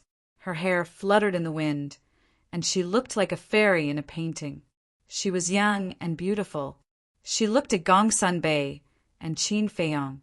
Wang Yu frowned slightly, then flew up and landed in front of Gong Sunbei. She looked very intimate and said with a smile, "Big brother Gong Sun, what are you doing?" "Let's talk later." Gong Sunbei smiled and looked at young Master Hao's courtyard. However, young Master Hao did not come out. Did he go to the Dragon Phoenix Pavilion again? Gong Sunbei looked at Qin Feiyang and Wang Yu and frowned. "Should be." Qin Feiyang smiled bitterly. If young Master Hao is not at Calm Heart Lake, then he must be at the Dragon Phoenix Pavilion. He's really persistent. Gong Sunbei sighed helplessly and took out an image crystal to send a message to young Master Hao. After a while, young Master Hao appeared in the courtyard with a dissatisfied face. "Junior brother, you can't blame the Chief Pagoda Master for always saying that you don't do your job properly. You asked for it. Let me tell you, if you continue to be like this, I'm afraid that the entire Central Divine Kingdom will talk about you behind your back." Gong Sunbei tried his best to persuade him. "It's none of your business." Young Master Hao rolled his eyes and waved his hand impatiently. "Don't be long-winded. If you have something to say, just say it." A row of black lines appeared on Gong Sunbei's forehead, and the veins on his forehead bulged. "Can't you see that I'm concerned? My good intentions were taken as ill intentions.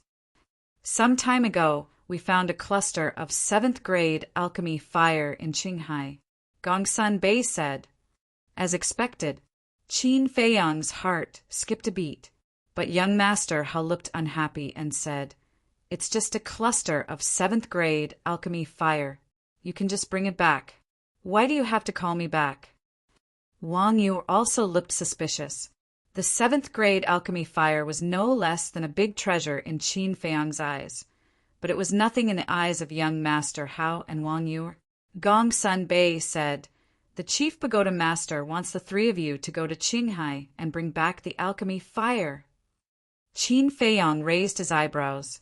When Gong Sunbei said that there was a 7th grade alchemy fire, he expected this result. But he didn't expect that young Master Hao and Wang Yu would also go. If he were to go alone, he would be able to take the alchemy fire for himself with a few simple tricks. But now that young Master Hao and Wang Yu were with him, it was not so easy. At the same time, hearing Gong Sunbei's words, young Master Hao frowned and shook his head. "I'm not interested. I'm not going." Gong Sunbei said, "This is the Chief Pagoda Master's order. You can't refuse." "Phut! I'm not your pet. Why should I listen to you?" Gong Sunbei said angrily. In his opinion, this was simply a waste of time. Wang Yu glanced at Qin Feiyang and snorted coldly.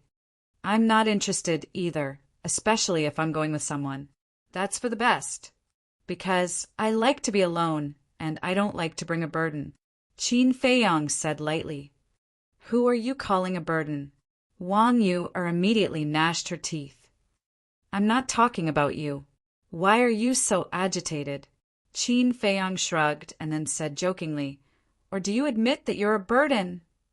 Bastard, I'll tear you apart. Wang Yu couldn't argue and attacked. She bared her white teeth and pounced on Qin Feiyang fiercely. Gong Sanbei, who was next to them, felt a headache when he saw this scene. Enough! Stop fooling around. Seeing that Wang Yu was about to pounce on Qin Feiyang, Gong Sanbei released his energy and imprisoned both Mr. Hao and Mr. Hao. It's indeed quite easy for us divine envoys to bring back that cluster of elixir fire, and I also think that it's unnecessary to let you go to Qinghai. But the chief tower master said that this is a good opportunity for you to gain experience. Gong Sanbei said, Who cares? Mr. Hao pouted. Gong Sanbei was extremely helpless. He said, The chief tower master has already decided. You have to go whether you want to or not. You'll leave tomorrow morning. Then he withdrew his energy. Humph! Mr. Hao snorted and turned around to enter his tower without looking back. Wang Yu glanced coldly at Qin Feiyang and also turned around to leave. Sigh, these two are really troublesome. Gong Sanbei sighed helplessly. Then he looked at Qin Feiyang and said, Do you know the real reason why the chief tower master wants you to go to Qinghai? The real reason? Qin Feiyang was stunned. After thinking for a while, he said, For Mr. Hao. Yes. Junior brother is different from others since he was born. He has never experienced any setbacks, which makes the chief tower master very worried. Because if this goes on, his future will be delayed and his talent will be wasted. So, the chief tower master wants him to go out and see the cruelty of the world. He wants him to experience some hardships and tribulations so that he will understand that he can't always rely on others. He has to rely on himself for everything. But the chief tower master is worried, so he wants you to go with Wang Yu. Wang Yu has the strength and you have the brains. You can do your best to protect junior brother. Of course, it's also a chance for you and Wang Yu to cultivate your relationship. Gong Sanbei smiled ambiguously. Qin Feiyang's face twitched. It was impossible for him and Wang Yu. What was there to cultivate? Have you asked Elder Wang and Wang Yu's parents about this? Qin Feiyang asked. Of course. It's such an important matter. We have to discuss it with them in advance. And they are very satisfied with you. They hope that you and Wang Yu can be together. Gong Sanbei smiled. I'm afraid I'll have to disappoint their good intentions. Qin Feiyang sighed inwardly. He and Wang Yu were not from the same world, so it was impossible for them to be together. Besides, Gong Sanbei added with a serious face, you have to remember what I'm going to say next. No matter what difficulties you encounter after you leave Divine City, we won't help you in any way. Qin Feiyang was shocked. It seemed that the chief tower master was serious this time to make young master Hao change his mind. What about the coordinates of the alchemy fire? Qin Feiyang asked. I won't tell you. You have to find it yourself. But don't worry. As long as you enter Qinghai, it won't be difficult to find the location of the alchemy fire. But you have to hurry because there should be only half a month before the birth of the alchemy fire. Gong Sanbei said. Okay. Qin Feiyang nodded. Gong Sanbei patted Qin Feiyang's shoulder and said with a smile, Then I'll leave this matter to you. Bring junior brother back alive. I'll try my best. Qin Feiyang smiled. Okay, you get ready. I'll go and report. After Gong Sanbei finished speaking, he opened the portal and left. It's really troublesome. When the portal dissipated, Qin Feiyang's eyes suddenly had a trace of anger. Immediately, he turned and entered the attic, took out the image crystal, and Wu Yang's shadow quickly condensed. Qin Feiyang said, "Give me the location and coordinates of the alchemy fire." Wu Yang was stunned and said respectfully, "Now we only know that the alchemy fire has appeared in Qinghai, and the location and coordinates are still in the process of finding out." "How long do you need to find out?" Qin Feiyang frowned. "I don't know." Wu Yang shook his head. Qin Feiyang pondered and said, "Once you find out the coordinates, tell me immediately." "Okay." Wu Yang nodded and asked, "Is there anything else?" "Nothing." Qin Feiyang shook his head. After turning off the image crystal, Qin Feiyang sat on the chair, lowered his head and muttered, his eyes flickering. "Seventh grade alchemy fire. I'm determined to get it." A moment later, he clenched his hands and muttered to himself, a firm light flashing in his eyes. Time flew. Early the next morning, Qin Feiyang walked out of the attic. Soon, Wang Yu and young master Hao also walked out. Although they didn't want to go, the chief pagoda master had already made up his mind and could only obey. The three of them gathered together. Wang Yu didn't say anything and directly declared her sovereignty, saying, "Along the way, you must listen to me." "On what basis?" Qin Feiyang raised his eyebrows. Wang Yu said coldly, "Because I'm stronger than you. If you're not convinced, you can come and fight." "Okay, I'll listen to you." Qin Feiyang was helpless. He was a 1-star battle saint. Wasn't he looking for trouble if he fought with a 9-star battle saint? "Then let's go." Wang Yu waved her hand and opened a portal. The three of them walked in one after another. Qilin tribe. "Chief, the chief pagoda spy reported that Ancestor Mu is going to Qinghai." In a hall, an old man in black stood in front of the chief of the Qilin tribe and said respectfully. The chief of the Qilin tribe was stunned and frowned. "Why is he going to Qinghai?"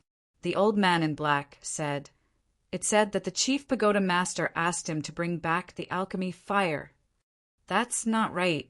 Usually the chief pagoda's divine envoy will come out in such a situation." The chief of the Qilin tribe was suspicious. The old man in black said, "It seems that he wants to train him."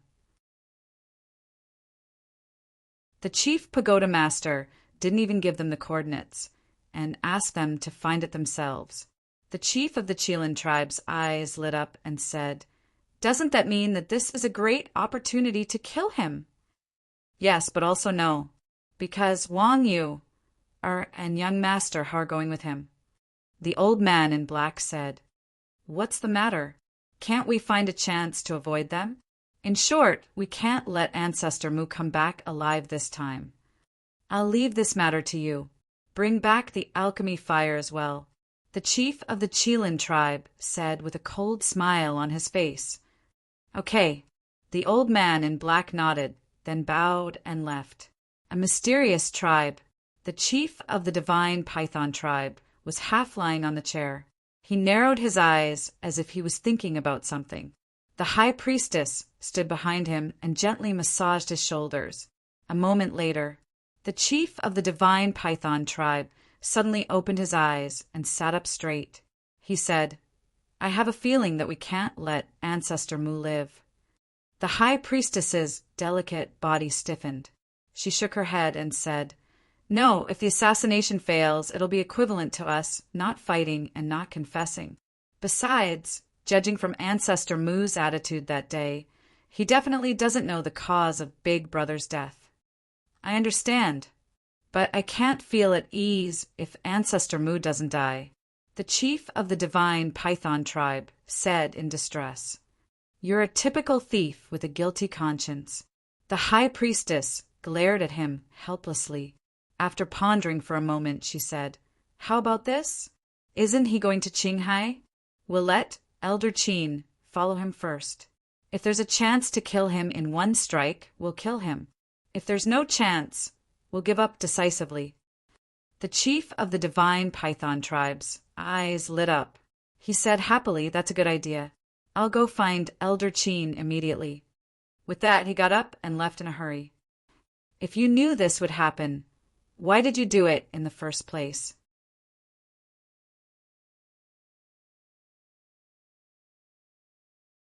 Chapter 980. Qinghai City. This city was located at the western border of the Central Divine Kingdom, which was very far away from the Divine City. The area of Qinghai City was only about 5 or 6 miles. Compared to the Divine City, it was like heaven and earth. Moreover, Qinghai City had been built for less than 1,000 years. However, such a city was quite prosperous, because Qinghai City was the only way to Qinghai, and it was only dozens of miles away from Qinghai. Many people who went to Qinghai to explore and search for treasures would come here to replenish their supplies and rest. Swish! At this moment, in the sky above a forest outside the city, 3 figures appeared out of thin air. It was Qin Feiyang and the other 2. Qin Feiyang glanced down, looked up at the city not far away, and asked suspiciously, "Where is this?" "I don't know either." Young Master Hao shook his head. Although he was born in the Central Divine Kingdom, he had always been in the Divine City, so he was even more unfamiliar with the outside world than Qin Feiyang. Wang Yu'er said, "This is Qinghai City, the only city near Qinghai. If you want to buy anything, hurry up and buy it." Young Master Hao asked curiously, "Sister, have you been here before?" "No." Wang Yu'er shook her head. "Then how do you know?" Young Master Hao was suspicious. "Nonsense. Of course I asked around." Wang Yu'er glared at him angrily. In fact, last night, she had deliberately asked someone about the details of Qinghai City. Therefore, although she had never been here before, she knew a little about Qinghai City. Young Master Hao smiled embarrassedly. "This woman is quite attentive." Qin Feiyang glanced at Wang Yu'er and asked, "Then should we change our faces and hide our identities?" "No need. Qinghai City is millions of miles away from the Divine City. Basically, no one here has been to the Divine City, so no one will know us." Wang Yu'er said, "No way. I'm so famous, but they don't know me?" Young Master Hao was surprised. "Narcissist." Wang Yu'er couldn't help but roll her eyes and said, "Although others don't know you, the Pavilion Master and the City Lord of Qinghai City know you." "Who?" Young Master Hao was stunned and asked. Wang Yu'er said, "Fu Xiong Shin Fei Yun." "So it's them." Young Master Hao was enlightened. "Let's go. Restrain your auras and don't attract too much attention. After all, we're here to train. The fewer people who know, the better." Wang Yu'er said indifferently and flew towards Qinghai City without looking back. Qin Feiyang and Young Master Hao followed behind her. Qin Feiyang whispered, "Who are Fu Xiong and Shin Fei Yin?" Young Master Hao chuckled. "Speaking of which, you and Fu Xiong have some history." "Origin." Qin Feiyang was stunned. Young Master Hao asked, "Do you remember Fu and Shan?" "Of course I remember," Qin Feiyang said. Young Master Hao smiled. "Fu Xiong is Fu and Shan's son." "Ugh." Qin Feiyang was taken aback. Then he smiled bitterly. Enemies were bound to meet on a narrow road. As for Shan Feiyun, this person was once a prominent figure in Divine City. He was even as famous as Gong Sunbei. Unfortunately, in the end, when he spoke up to hear Young Master Hao paused as if he was hiding something that was difficult to say. As famous as Gong Sunbei, Qin Feiyang was shocked. Who didn't know that Gong Sunbei was not only the disciple of the Chief Tower Master, but also his trusted aide? It could be said that his status in Forgotten Continent was definitely not lower than the Holy Tower Master and the Saint Peak Master. And a person who could be compared to Gong Sunbei should at least be an overlord. How could he have fallen to such a state? Not long later, the 3 of them landed in front of the city gate. There were 4 guards guarding the city gate. Their cultivation was between 1-star War Master and 3-star War Master. "Wow, look, a great beauty has come." When they saw Wang Yuer, the eyes of the 4 guards immediately lit up as they stood at the city gate. When Qin Feiyang and the other 2 approached, the leader of the guard shouted, "Stop!" The 3 of them were slightly stunned. The leader of the guard shouted, "Who are you? What is your purpose in coming to Qinghai City?" The people coming and going all stopped in their tracks and looked at the 3 of them suspiciously. Wang Yuer raised her eyebrows and said patiently, "Big brothers, we are explorers going to Qinghai City." "Really? But no matter how we look at it, you don't look like good people." The guard glanced at Qin Feiyang and young Master Hao, then looked straight at Wang Yuer. The other 3 guards were the same. Looking at the eyes of the 4, Qin Feiyang immediately understood that there was an ulterior motive, but he didn't move, because he wanted to see how Wang Yuer was going to deal with it. Wang Yuer had seen countless people and had teased countless men.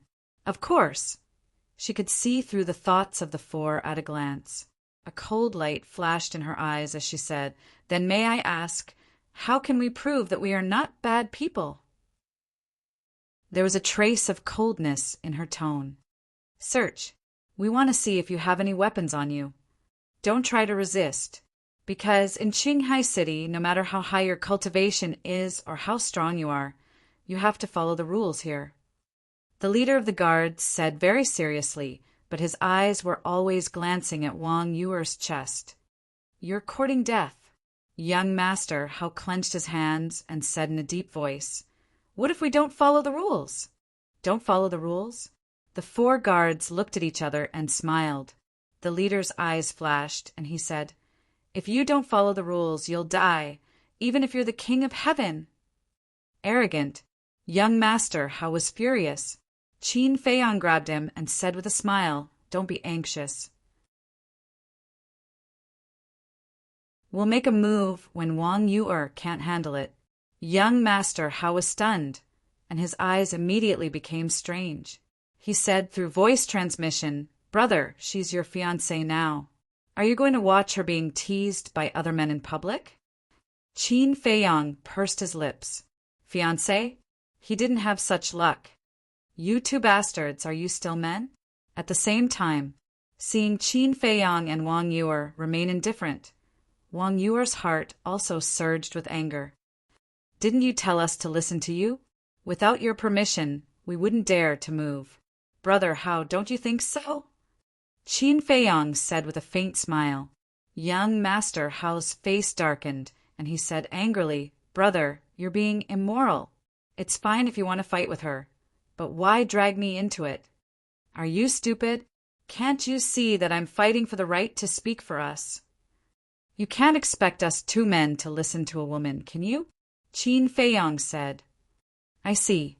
Young Master Hao came to a realization, then looked at Wang Yuer and said timidly through voice transmission, "Sister, Brother Mu is right. Without your permission, we wouldn't dare to be presumptuous." Wang Yuer's face turned pale. She was not a fool, and she could naturally see that the 2 were doing it on purpose. At the same time, seeing that Wang Yuer didn't say anything, the 4 guards thought that Wang Yuer acquiesced to their search. So they smiled at each other and went forward to surround Wang Yuer. The leader of the guards said with a smile, "Little girl, don't be nervous. We're just searching you. We won't take advantage of you. Yes. It's just a search." The other 3 guards nodded in agreement, but their eyes were extremely wretched. Then, the 4 of them raised their arms one after another and reached for Wang Yuer. "You really don't know what's good for you," Wang Yuer muttered, her eyes cold and piercing. But suddenly, a sly look flashed in her eyes, and she said to Qin Feiyang through voice transmission, "Do you want me to say it before you're willing to move? Fine. Now I order you to cripple the 4 of them." "Cripple?" Young Master Hao was stunned and said to himself, "Brother, what should we do now?" "Pretend you didn't hear it," Qin Feiyang said indifferently. Young Master Hao was stunned and shook his head with a bitter smile. These 2 were indeed a pair of enemies. Seeing that the 2 of them were still indifferent, Wang Yuer's temper couldn't help but flare up. You win. She turned around and glared at the two of them fiercely, then glanced at the 4 guards, killing intent bursting out of her eyes. The 4 guards couldn't help but tremble. What are you doing? However, at this time, a displeased shout was heard. Oh no! The 4 guards trembled again and hurriedly turned to look at the street inside the city gate with incomparably respectful expressions. The crowd of onlookers was the same, as if some big shot had arrived. Qin Feiyang and young Master Hao looked at each other and also looked up. Their gazes passed through the crowd and finally landed on a certain place on the street inside the city. At that place, a young man was walking over with large strides, surrounded by a group of guards. The young man was wearing a gorgeous purple robe and was about 8 meters tall. There was an exquisite jade pendant on his waist, and he looked dignified and arrogant. The group of guards behind him were dressed similar to the 4 guards guarding the city. Obviously, they were all from the city, Lord's mansion. However, their auras were much stronger than the 4 people guarding the city. The purple-clothed young man was like a moon surrounded by stars, looking down on the crowd. Greetings, young Master Long. As soon as the purple-clothed young man came out, the people gathered in front of the city gate bowed to him. Yes. Young Master Long nodded, his arrogant expression slightly cold. But when he saw Wang Yuer, his eyes flashed with surprise. What's going on? He looked at the 4 city guards and frowned. The leader of the guards hurriedly said, Young Master Long, it's like this, however. Before he could speak, Wang Yuer's eyes flashed, and she ran to young Master Long in a panic, saying, Young Master, you have to uphold justice for this little girl. As she spoke, she used her charm technique, slightly. Young Master Long was immediately enchanted, his eyes filled with admiration, and then patted his chest proudly. Don't be afraid, with me here, no one dares to bully you. Thank you, young master. Wang Yuer looked at him gratefully. Her charming eyes were like silk, seducing one's soul. Little demoness, Qin Feiyang cursed. Get used to it. Young Master Hao patted his shoulder and sighed. He had lived with Wang Yuer since he was young, so he had a certain immunity to Wang Yuer's charm technique. But the others couldn't. At this moment, all the men present looked at Wang Yuer as if their souls had left their bodies. That young Master Long was even more obsessed with the charm technique, unable to extricate himself. At the same time, Wang Yuer glanced at everyone, and finally her gaze fell on Qin Feiyang and young Master Hao. Her gaze was somewhat thought-provoking. Looking at Wang Yuer's gaze, young Master Hao inexplicably felt flustered, and transmitted his voice.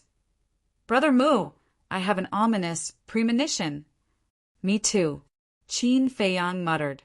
Both of them secretly became vigilant, because this Wang Yuer could do anything. Wang Yuer suddenly retracted her gaze and looked at young Master Long with a charming smile.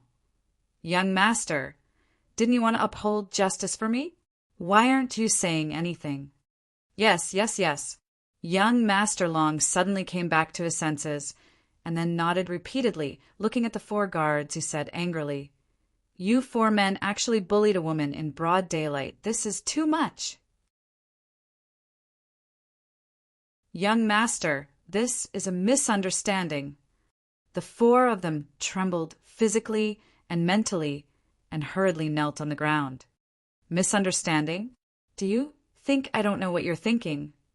My city lord mansion sent you here to guard the city gate and maintain order, not to use your authority to bully people. Young Master Long roared. We were wrong. Young Master, please spare us. The 4 of them kept kowtowing, extremely terrified. I also want to spare you, but with so many people watching, if I do so, won't people say that I'm bending the law for personal gain? Don't blame me. This is what you asked for. Young Master Long shook his head and sighed and shouted, Men, execute them on the spot. Yes. One of the guards behind him replied, respectfully, Then he took a step forward, and without saying anything, he killed the 4 guards. So ruthless? Qin Feiyang was dumbfounded. Young master how secretly said, "It's not that he's ruthless, it's sister's charming technique." What do you mean? Qin Feiyang was surprised. You still don't understand? Sister's charming technique, when used to a certain extent, can control a person's mind, and you have to do whatever she wants you to do. And that day at Longfeng Pavilion, you were lucky. Because you're about to become my father's disciple, she has some concerns, so she didn't dare to do that. Young master, how secretly said. When Qin Feiyang heard this, he couldn't help but break out in cold sweat. Wang Yuer's charming technique was even more terrifying than he had imagined. It seemed that in the future he had to stay away from this woman, lest he suddenly be controlled. One had to know. He was a person with secrets all over his body. Once controlled, the consequences would be unimaginable. Young Master Long looked at Wang Yuer and said with a flattering smile, "Miss, are you satisfied now?" "Thank you, young master," Wang Yuer said weakly, then suddenly pointed at Qin Feiyang and young Master Hao and said, "And them, they followed me all the way. They definitely have ulterior motives." What the hell? Qin Feiyang and young Master Hao almost spat out a mouthful of blood. Ulterior motives? What kind of joke was this? If it was another woman, it might be possible. But for this little demoness, they only wanted to stay as far away from her as possible. How could they possibly have ulterior motives towards her? However, no one else knew about this. Everyone looked at the 2 of them in unison, their eyes filled with anger. As for that young Master Long, his eyes revealed a trace of ruthlessness. "She's forcing us to make a move." Young Master Hao sighed. Qin Feiyang also had a helpless look on his face. A single sentence was enough to make him and young Master Hao public enemies. This woman was more than terrifying. She was simply impossible to deal with. Suddenly, killing intent flashed in young Master Long's eyes, and he said without turning his head, "Miss, tell me, how should we deal with them?" "It's up to you," Wang Yuer said weakly. Young Master Long laughed coldly and waved his hand. "Break their legs for this young master!" Immediately, the group of guards behind him swarmed forward with cruel smiles on their faces. There were more than a dozen of them, and their cultivations ranged from 3 to 5-star War Master. "Sis, isn't this too much?"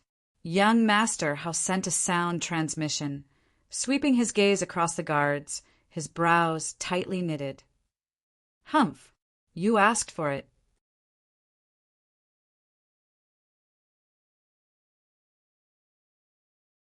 Chapter 981. More than a dozen guards looked ferocious. Wang Yuer revealed 2 sweet dimples, looking extremely charming. She was a typical little witch. Young Master Long gritted his teeth as if he had a feud with Qin Feiyang and Wang Yuer. Seeing this situation, the surrounding crowd kept retreating, afraid that they would be implicated. The atmosphere at the scene was extremely tense. Qin Feiyang and Wang Yuer looked at each other and couldn't help but raise their eyebrows. Young Master Hao looked at those guards and said, "Let me tell you, you'd better not provoke me." "You still dare to be arrogant when you're about to die?"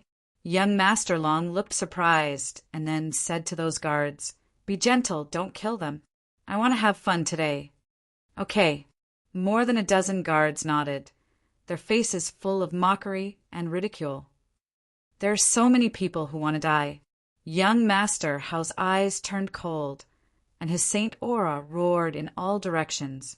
Those dozen guards were immediately imprisoned on the spot. He is actually a battle saint.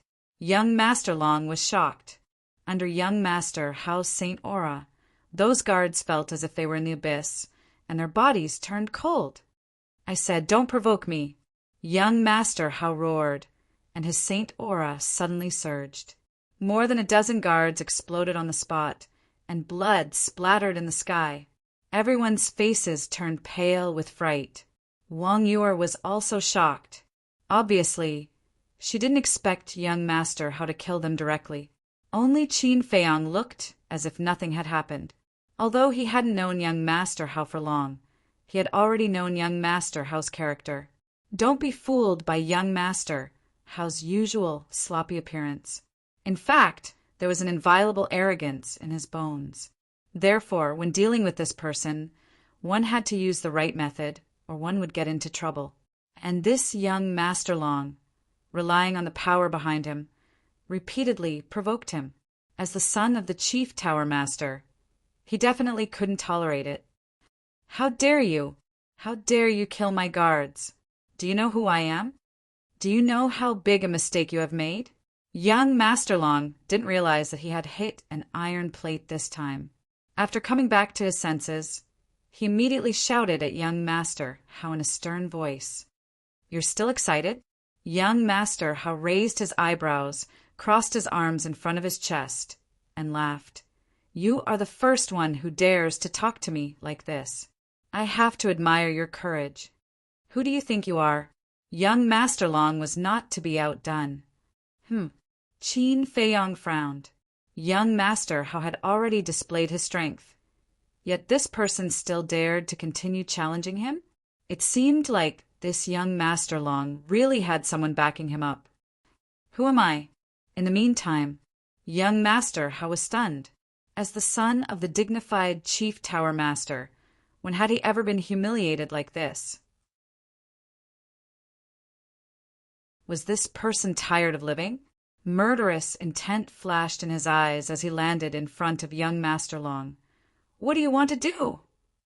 This sudden action caused young Master Long to panic a little. What are you trying to do? What do you think? Young Master Hao laughed and raised his hand to slap young Master Long's face. Furthermore, he used half of his strength. But even if it was only half of his strength, it was still not something that young Master Long could withstand. Because young Master Long was only a battle emperor. There was no suspense. Accompanied by a miserable howl, young Master Long flew out like a meteorite, crashing into the city gate behind him, blood spurting out wildly. Half of his face instantly swelled up, and a blood-red palm print was extremely eye-catching. You actually dare to hit me. He laid on the ground and looked at young Master Hao in disbelief. So what if I hit you? Let me tell you, to be able to let me slap you, that is the accumulated merit of your ancestors. You should go back and burn incense. Young Master Hao said in disdain. How preposterous! I will definitely not let you off. Young Master Long spat out a mouthful of blood. He was angered by young Master Hao's words. Then, he got up in a sorry state and looked at Wang Yu. Miss, don't be afraid. Come with me first. I'll bring you to settle the score with them later. You'd better pray for yourself. Wang Yu chuckled, and then entered the city without looking back. What do you mean? Young Master Long was stunned. Can't you tell? She's with us. She's just teasing you. You really took it seriously. You're really stupid. Young Master Hao shook his head and sneered. After saying that, he chased after Wang Yu. You're still too young. Qin Feiyang stepped forward and patted young Master Long's shoulder. He shook his head and smiled, then followed him into the city. Teasing me? Young Master Long was stunned, unable to regain his senses for a long time. A moment later, he looked at the crowd around him and asked, Are they really together? Everyone nodded. Young Master Long immediately flew into a rage out of humiliation and roared, Then why didn't you tell me earlier? You didn't ask, and you didn't give us a chance to speak.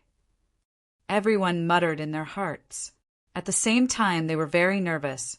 Qin Feiyang and the other two did not understand young Master Long, but they did. Not only did this person have a backer, he was also narrow-minded. No one dared to offend him. Young Master Long's hands were tightly clenched together as he looked at the backs of Qin Feiyang and the other two. The killing intent in his eyes was undisguised. Just you wait. I will let you know the consequences of offending this young master. He muttered, then opened the teleportation gate and left. Only then did the people gathered here heave a sigh of relief. Following that, they began to discuss in low voices. To even dare to hit young Master Long, what kind of background did these three people have? Moreover, under the deliberate spread of the news, this matter spread from 1 to 10, from 10 to 100, and very quickly. Everyone in Qinghai City knew about it. They were all shocked and in disbelief.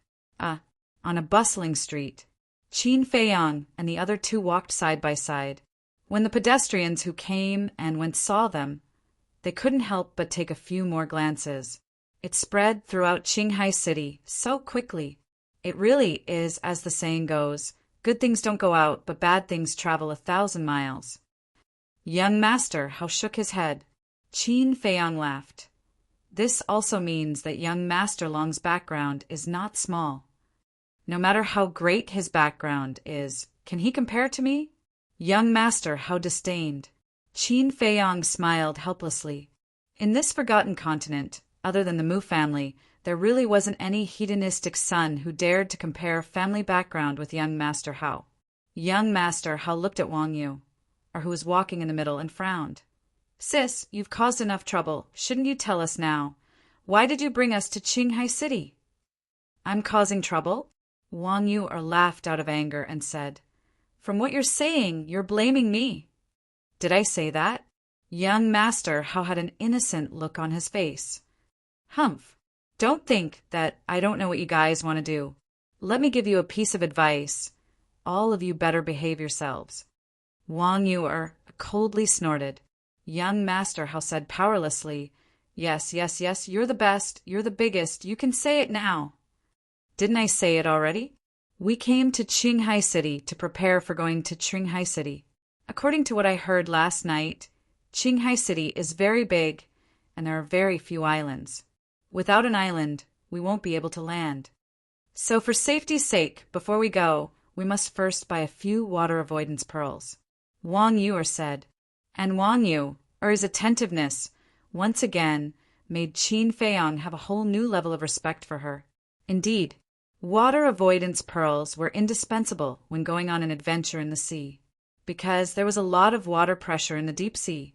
If one accidentally fell into the deep sea, it would be extremely dangerous. Everyone knew that. Not only were there powerful sea beasts lurking in the deep sea, but the water pressure would also affect one's strength and cause inconvenience.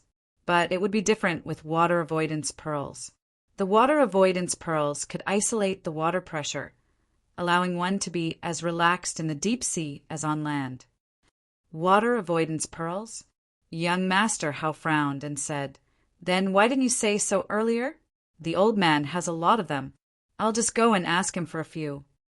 Wang Yu said, He won't give them to you. Why? Young Master Hao was suspicious. Don't you understand? This time your father asked us to come to Qinghai City to train you. So not to mention your father, even if you go to Gongsun Bay or your friends, they won't give you water avoidance pearls. Wang Yu glared at him angrily. She had never seen such a stupid person who still didn't understand the situation. Is that so? Young Master Hao was stunned and looked at Qin Feiyang. Yes. Qin Feiyang nodded with a wry smile. In fact, young Master Hao wasn't stupid, but he just didn't use the right path. And now it seemed that the Chief Tower Master's worries were reasonable. If he didn't train him, his future would be ruined. After all this time, I'm the one who implicated you? Young Master Hao looked at the two of them with a stunned expression. What do you think? Wang Yu rolled her eyes at young Master Hao, then stopped a passerby and asked, Brother, how do I get to the trading pavilion? It's 2 blocks ahead and around the corner. The passerby said in a hurry and ran away as if he was running for his life. The three of them looked at each other. Young Master Hao frowned and said, Why do I feel that in his eyes we are a bit of a plague? Not a bit. We are. It seems that young Master Long is really not simple. Qin Feiyang said, So what? He'd better not provoke us again, or I'll send him to hell. Young Master Hao's eyes flashed coldly. A moment later, the three of them entered the trading pavilion. Compared to the trading pavilions in Divine City, the scale of the trading pavilions here was much smaller. The whole building only had 3 floors, and the decoration was very old. But after all, it was the only trading pavilion in the Qinghai region, so there were many people coming in and out. "Greetings, Mississippi! Greetings, young masters!" A woman in red came up and bowed to the 3 of them. Wang Yuer said, "Do you have a water-repelling pearl here?" "Yes." The woman in red nodded, not surprised at all, because most people came to the trading pavilion for the water-repelling pearl. Wang Yuer was delighted and asked, "How much is it?" "Miss, this is your first time here, right? We don't sell the water-repelling pearl. We only auction it. The highest bidder gets it, and we only auction 5 a day." The woman in red smiled. "You're auctioning this thing? You're not too kind. You're clearly taking advantage of the situation." Young Master Hao said unhappily. Wang Yu also frowned and was a little dissatisfied. The water-repelling pearl was very precious and rare in the eyes of others, but for people like young Master Hao and Wang Yu, it couldn't be more ordinary. This was the difference in values between people of different levels. This is the rule set by the higher-ups. We can only follow it. Please understand. The woman in red smiled apologetically. People who stayed in the trading pavilion all year round were definitely better at reading people than others. From the conversation between young Master Hao and young Master Hao, she had already guessed that the 3 people in front of her must be extraordinary, so her attitude was more polite. "It's okay." Wang Yuer waved her hand and smiled. She asked, "Is there an auction today?" "Yes. It starts in an hour. If you're not in a hurry, you can stay and watch. Because when we auction the water-repelling pearl, we will also auction other rare treasures that may be helpful for your trip to Qinghai." The woman in red said. Wang Yuer was moved. She nodded and smiled. "Then please arrange a private room for us." "Okay. Please follow me." After the woman in red finished speaking, she turned around and was about to lead the way. But at this moment, a group of people rushed into the trading pavilion aggressively. The leader was young Master Long. There were more than 20 people behind him.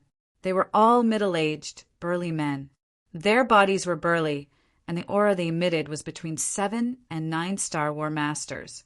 Compared to the guards at the city gate before, their overall strength was on a higher level. Beside young Master Long, there was an old man in black. This person was skinny and had white hair. There was no aura on his body at all. He looked weak, but his old eyes were filled with strands of astonishing sharpness. "It's them." After young Master Long rushed into the trading pavilion, he glanced at the crowd. When he saw Qin Feiyang and the other 2, he immediately grabbed the 3 of them and said angrily. Immediately, the 20 or so guards and the old man in black looked at Qin Feiyang and the other 2. "They're really not afraid of death." Young Master Hao muttered, a hint of killing intent flashing in the depths of his eyes. Young Master Long smiled contemptuously, looked at the 3 of them arrogantly and said, "Now I'll give you a chance. Kneel down and kowtow to apologize." "Kowtow and apologize? Who gave you the guts to say such words to me?" Young Master Hao's face darkened. "Haha!" Young Master Long laughed arrogantly and said, "Today not only do you have to kowtow and apologize, you also have to hand her over to me." "Smelly bitch, how dare you play with me? I'll let you know the consequences of offending me later." His eyes swept across Wang Yuer's chest and scrupulously, full of lust and wickedness. Wang Yuer frowned and said indifferently, "You will pay the price for this." "Haha, this is my territory. What do you dare to do to me? You're not going to kneel, are you?" "All right, cripple them for me," young Master Long roared, and the 20 or so guards immediately rushed towards Qin Feiyang and the other 2. "Stop!" But at this time, the woman in red stood up, looked at young Master Long, and said in a deep voice, young Master Long. Don't forget that this is the trading pavilion. If you have any personal grudges, please wait until they leave the trading pavilion. Is the trading pavilion that great? Get the hell out of my way, or I'll beat you up too, young Master Long shouted arrogantly. How dare you? The woman in red's face sank. Pah!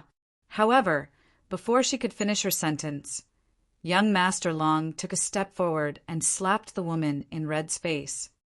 You! The woman in red was stunned.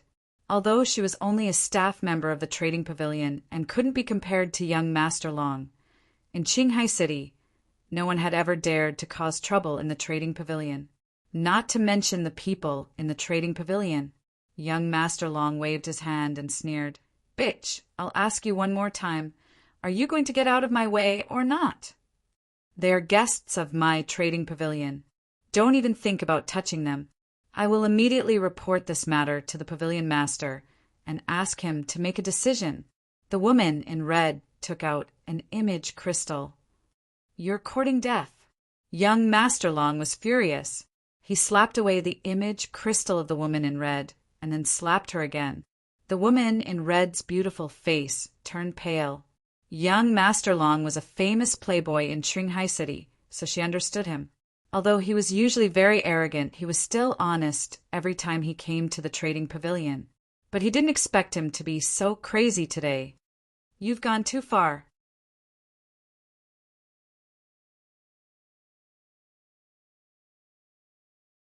Chapter 982. Young Master Long raised his eyebrows, looked at Qin Feiyang's hand, and laughed. Do you want to be the hero to save the beauty? His smile was somewhat frightening. The woman in red cursed in her heart and hurriedly sent a sound transmission to Qin Feiyang. Young master, quickly stop. He is not someone you can provoke. Qin Feiyang laughed faintly. This matter was originally caused by us. Speaking of which, we have implicated you, so let me end it. He did not send a sound transmission. The woman in red was stunned. This kind of confident tone and arrogant demeanor was not something an adventurer should have. Could it be that these three people had a great background? However, young Master Long seemed to have heard the funniest joke in the world as he raised his head and laughed loudly. Qin Feiyang chuckled. Is it that funny? If it's not funny, would this young master laugh? I think you're just here to be funny. End it. How do you want to end it? Kill me? Do you have the guts? Let me tell you, as long as I lose a single strand of hair here, you can forget about leaving this Qinghai City. Ha ha! After young Master Long finished speaking, he laughed out loud again, his eyes filled with contempt. Is that so? The corner of Qin Feiyang's mouth lifted, his 5 fingers slightly exerted force, and a gotcha sound immediately resounded. He crushed young Master Long's wrist. Ah! Young Master Long, who was laughing, immediately let out a pig-like howl. Cold sweat dripped down his forehead, and his face instantly turned pale. Quickly save the young master. The 20-odd guards' expressions suddenly changed as they rushed towards Qin Feiyang. Scram! Qin Feiyang roared, his holy might roared, and his black hair fluttered in the wind. In an instant, as if struck by lightning, those guards were all sent flying, spitting out blood as they screamed miserably. He is also a war saint. The onlookers turned pale with fright. The black-clothed old man, who had been silent the entire time, couldn't help but narrow his eyes. Boom! Suddenly, a terrifying pressure rushed out from the black-clothed old man's body. This was also the holy might, and it was even stronger than Qin Feiyang, 2-star war saint. He glanced at Wang Yu, and young Master Hao, then looked at Qin Feiyang and said solemnly, Qinghai City is not a place where you can behave atrociously. As soon as he finished, the black-clothed old man took a step forward. He raised his aged hand and went straight for Qin Feiyang's chest. Qin Feiyang looked at the black-clothed old man, with a hint of disdain in his eyes. Boom! And just as the black-clothed old master, holy might, the black-clothed old man was immediately imprisoned, unable to move at all. This holy might, everyone's to master, their eyes. She was also a venerable, his and his cultivation his. Wang Yuer had concealed her aura, so everyone had always thought that she was just a pretty but useless vase. But he never expected that she was the real big BS. Here came the problem. Who was to be to these three? The black-clothed old man's eyes were gloomy. He had obviously realized that he had hit an iron plate this time, but he wasn't nervous at all. The three of you, we are from the city, Lord's mansion. And this young Master Long is the only son of the city lord. So before you make a move, you'd better think carefully, the black-clothed old man said. The threat in his words was not concealed at all. The city lord's son? Young Master Hao was stunned and frowned. You mean he is Shen Feiyun's son? How dare you? How can you call the city lord's name directly? The black-clothed old man scolded. Young Master Hao was too lazy to pay attention to him. He looked at young Master Long, shook his head and sighed. Back then, Shen Feiyun was considered a figure in the divine city, but I didn't expect him to teach such a scum son. The black-clothed old man was dumbfounded. Although Shen Feiyun was the city lord of Qinghai City, he rarely appeared in front of others. As for his past deeds, there were even fewer people who knew about them. But this person actually knew. Could it be that these three people were from the divine city? I want to see who has the guts to talk about me behind my back. Suddenly, a hoarse voice sounded. Following closely, a middle-aged man, holding a wine pot, staggered into the trading pavilion. This person looked to be in his 40s, with a striking scar at the corner of his eye. His face was full of stubble, his clothes were untidy, his hair was messy, and his body reeked of alcohol, like a sloppy drunkard. Greetings, City Lord. When the surrounding crowd saw this person, they all bowed. City Lord. Qin Feiyang was stunned. This drunkard was Shen Feiyun? This was too different from the Shen Feiyun he imagined. One had to know. This Shen Feiyun was once in existence that could stand shoulder to shoulder with Gong Sun Bei. Even if he came to Qinghai City, he wouldn't be in such dire straits. At the same time, young Master Hao and Wang Yu looked at Shen Feiyun, their brows tightly knitted together. Obviously, Shen Feiyun's current appearance surprised them. Father, save me. Young Master Long seemed to have seen his savior and hurriedly called out. Shen Feiyun glanced at him indifferently, then looked at Qin Feiyang and the other two. His eyes were also hazy with drunkenness. But when he saw the appearance of young Master Hao and Wang Yu, he suddenly quivered, and his drunkenness instantly disappeared. He stared at the two of them, his seemingly pale and powerless eyes filled with disbelief. What's going on? Everyone looked at each other. They had thought that Shen Feiyun would definitely fly into a rage when he saw his son being beaten in public, but they didn't expect him to reveal such an expression. Wang Yu frowned and sent a sound transmission. Elder Brother Shen, we are here to gain experience. Don't reveal our identities for the time being. Experience? Shen Feiyun was stunned. What was going on? Why would a young miss who was admired by countless people, a young master who lived like a prince, suddenly come out to gain experience, and even come to Qinghai City? Seeing this, young Master Long was extremely anxious and said angrily, Father, what are you doing? Quickly teach them a lesson. Bastard. Shen Feiyun was furious and stepped forward to slap young Master Long's face. Everyone was stunned. What the hell was going on? It was fine if he didn't stand up for young Master Long. But why did he have to teach young Master Long a lesson? Looks like they really are big shots from the divine city. The old man in black muttered, his heart filled with lingering fear. Even the city lord was so fearful. One could imagine how great the background of these three young people was. Fortunately, the city lord had arrived in time.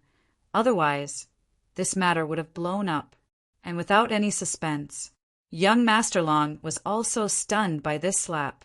When he came back to his senses, other than disbelief, he still had a questioning look on his face. But Shen Feiyun ignored him, looked at Wang Yuer, and said, "Can you give me some face and let my son go this time? I can let him go, but remember, discipline him more in the future. After all, not everyone will give you this face." After young Master Hao finished speaking, he nodded to Qin Feiyang. Qin Feiyang frowned. To be honest, he already had the intention to kill young Master Long. However, since young Master Hao had already promised Shen Feiyun, he couldn't refute young Master Hao's face, and finally let young Master Long go. "Father, what's wrong with you?" Young Master Long ran to Shen Feiyun's side as if he was running for his life, and asked suspiciously. "Shut up!" Shen Feiyun shouted coldly. Then he looked at young Master Hao and said, "When I go back, I will teach him a lesson, but you guys better not cause trouble in Qinghai City." Young Master Hao said indifferently, "Do we look like people who would take the initiative to cause trouble?" "It's best if that's the case." Shen Feiyun looked at the three of them with deep meaning, and then did not say another word, and turned to leave with young Master Long and the others. "What's going on?" Qin Feiyang was suspicious. Shen Feiyun obviously knew the identity of young Master Hao and Wang Yu. But why was his attitude so cold? He could even faintly catch a trace of disgust in Shen Feiyun's eyes. At the same time, the surrounding crowd looked at each other in dismay. They originally thought that there would be a good show to watch, but who would have thought that it would end just like that? And when they looked at Qin Feiyang and the other two again, their eyes were filled with reverence. The red-clothed lady who received Qin Feiyang and the other two was the same. She had guessed that the three of them might have extraordinary origins, but she didn't expect that even the city lord would be so polite to them. Who? The red-clothed lady took a deep breath and calmed the emotions in her heart. Then she looked at Qin Feiyang and the other two and bowed. "I'm sorry I frightened you guys."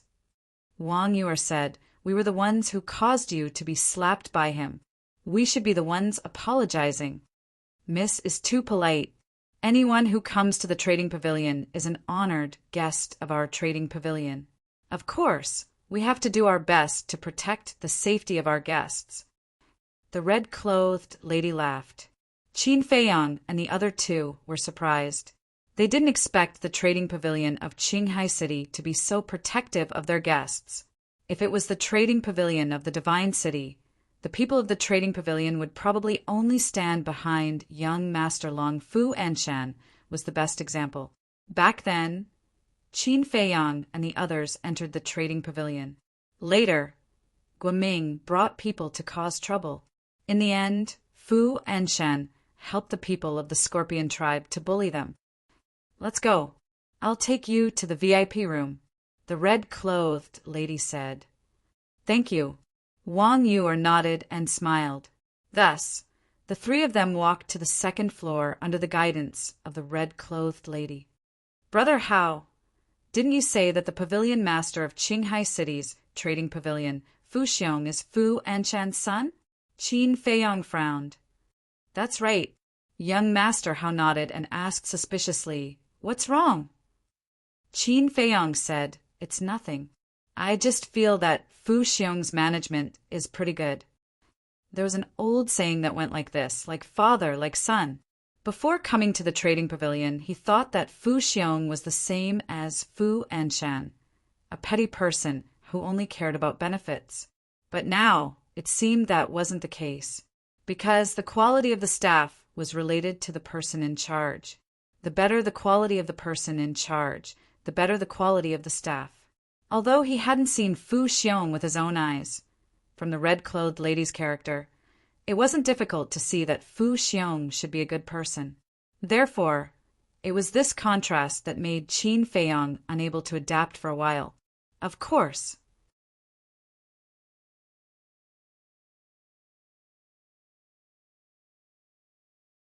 Chapter 983.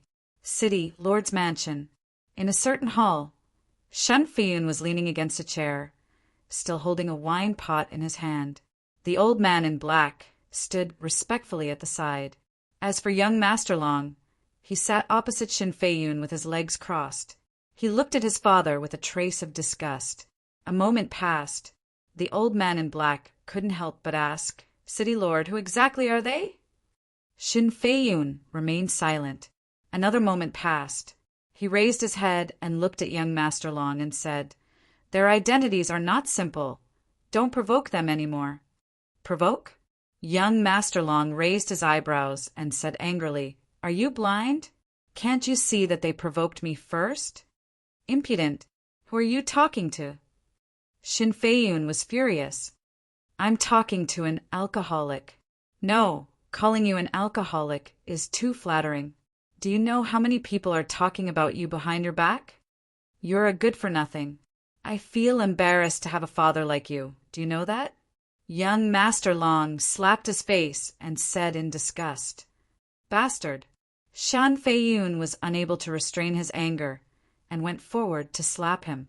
Young Master Long was immediately sent flying, crashing into a stone pillar behind him, blood gushing out of his mouth.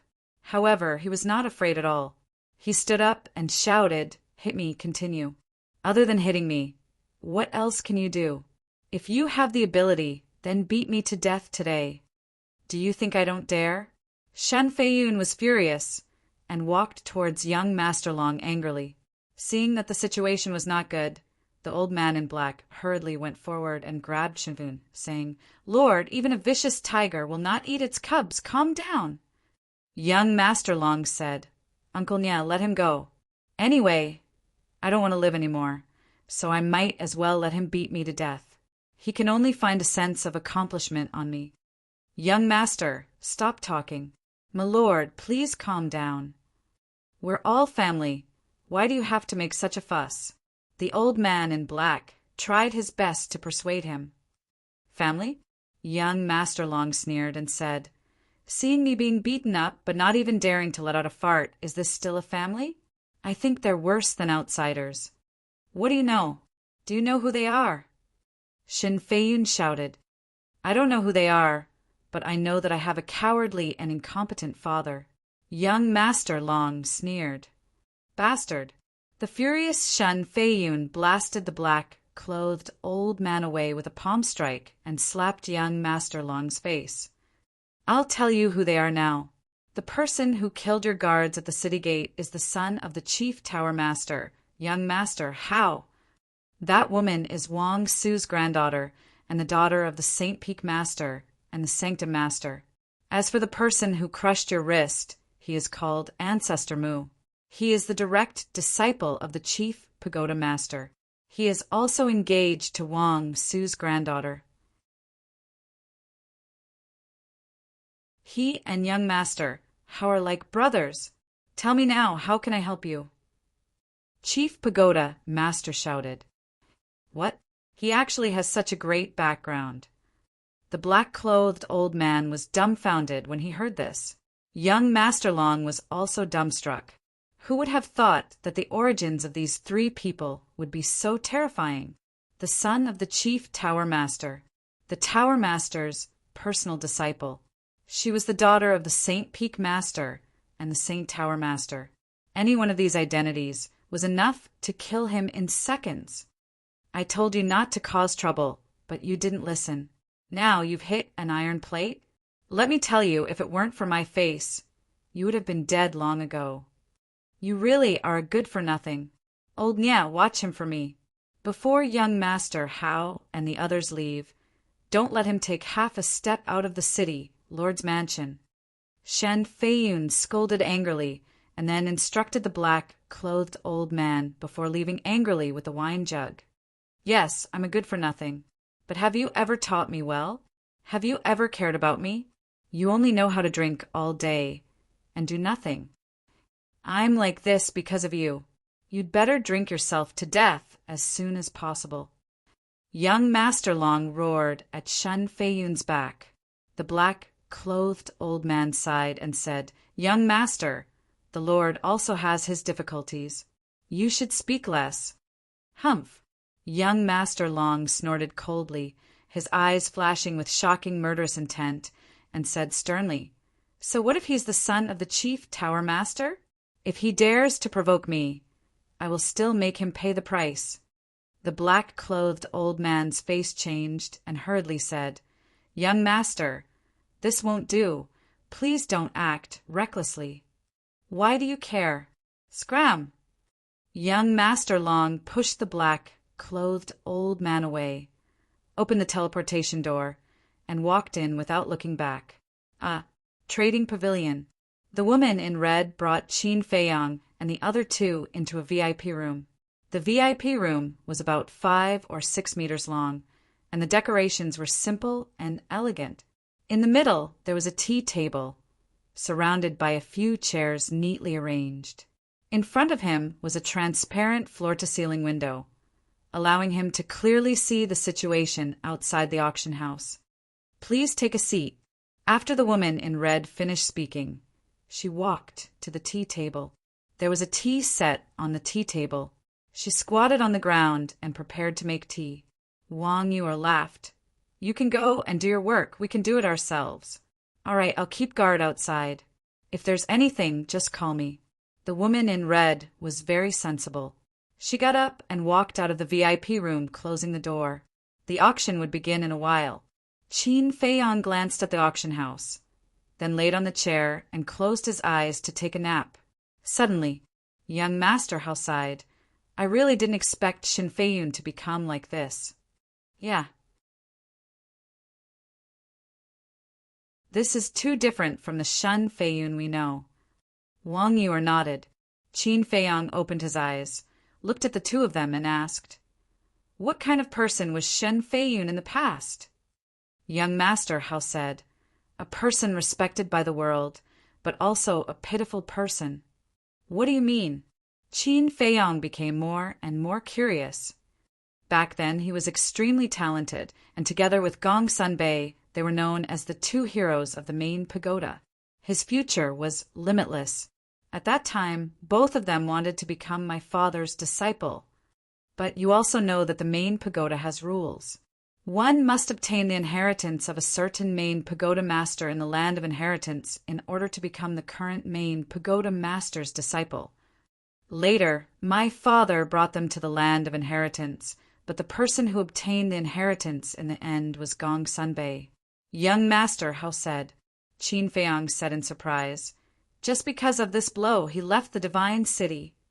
"Of course not. As a monstrous figure, how could his temperament be so bad?" The biggest reason why he left the divine city was that his woman had an affair with Gong Sunbei. Young Master Hao said. "What?" Qin Feiyang was dumbfounded. "Surprised, right? I was the same as you at that time. But in fact, this was a misunderstanding." Young Master Hao said. "What misunderstanding?" Qin Feiyang asked. At that time, Gong Sunbei and Qin Feiyun were rivals and friends in the main pagoda, and the two of them were indeed fated. They fell in love with the same woman at the same time, and the three of them had a very good relationship. In the end, the woman chose Qin Feiyun, and they were already at the point of marriage. But just a few days after Qin Feiyun returned from the land of inheritance, one evening, he found that woman and Gong Sunbei together in a secluded valley in the main pagoda's holy land, and they were whispering sweet nothings to each other. Qin Feiyun thought that the two of them were secretly having an affair behind his back. He also thought that the woman was vain. When she saw that Gong Sunbei had become the main pagoda master's disciple, she took the initiative to throw herself at him. So, in a rage, Qin Feiyun directly killed the woman and fought with Gong Sunbei. In the end, even my father was alarmed. Young Master Hao said. Qin Feiyang frowned and said, "It's not Qin Feiyun's fault. If there was nothing, why would Gong Sunbei and that woman meet in private?" I thought so too at that time. But in the end, under my father's interrogation, Gong Sunbei told the truth. The reason was that Qin Feiyun didn't get the inheritance, and couldn't help but feel a little disappointed. After returning from the land of inheritance, he drank all day long to drown his sorrows. That woman was anxious, so she went to find Gongsun and asked him to persuade Shin Feiyun. At that time, they were whispering sweet nothings to each other purely because that woman was pregnant with Shin Feiyun's child. Her body was a little weak, and she almost tripped. Gongsun went up to support her and told her to be careful in the future. Unexpectedly, Shen Feiyun happened to see it, and the misunderstanding arose. Young master, Hao sighed. I see.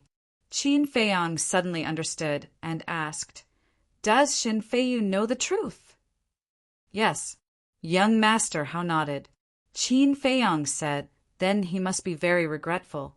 After all, that woman is already pregnant with his child. Yes, very regretful. But because of this, he resented Gongsun even more. Because in his opinion, if Gongsun hadn't met that woman in private, this tragedy wouldn't have happened. At that time, he might have really been overwhelmed with grief and indignation. He even went to look for my father to reason with him. You know my father's personality. Seeing that he was being unreasonable, not only did he not help him, he even fiercely reprimanded him. Because of this, Shen Feiyun even hated my father, thinking that my father was biased toward Gongsun. Then, in a fit of anger, he left the divine city. There has been no news of him all these years. But I didn't expect him to be in Qinghai City, and I didn't expect his son to be so old. Young master, Hao said. Because of a small misunderstanding, he mistakenly killed his own woman and unborn child. Such a blow, no matter who it was, would probably break down. No wonder he became like this. But not long ago, I noticed that the way he looked at you seemed to still hate your father? Qin Feiyang said. I noticed it too. I think he has fallen into it and will find it very difficult to walk out. My father is the same. He knew that Shen Feiyun was blinded by grief and anger, but he didn't counsel him. Instead, he scolded him. Isn't this aggravating the conflict? Forget it. Let's not talk about it. This is their business. Let them solve it themselves. Young master, Hao waved his hand. Qin Feiyang sighed.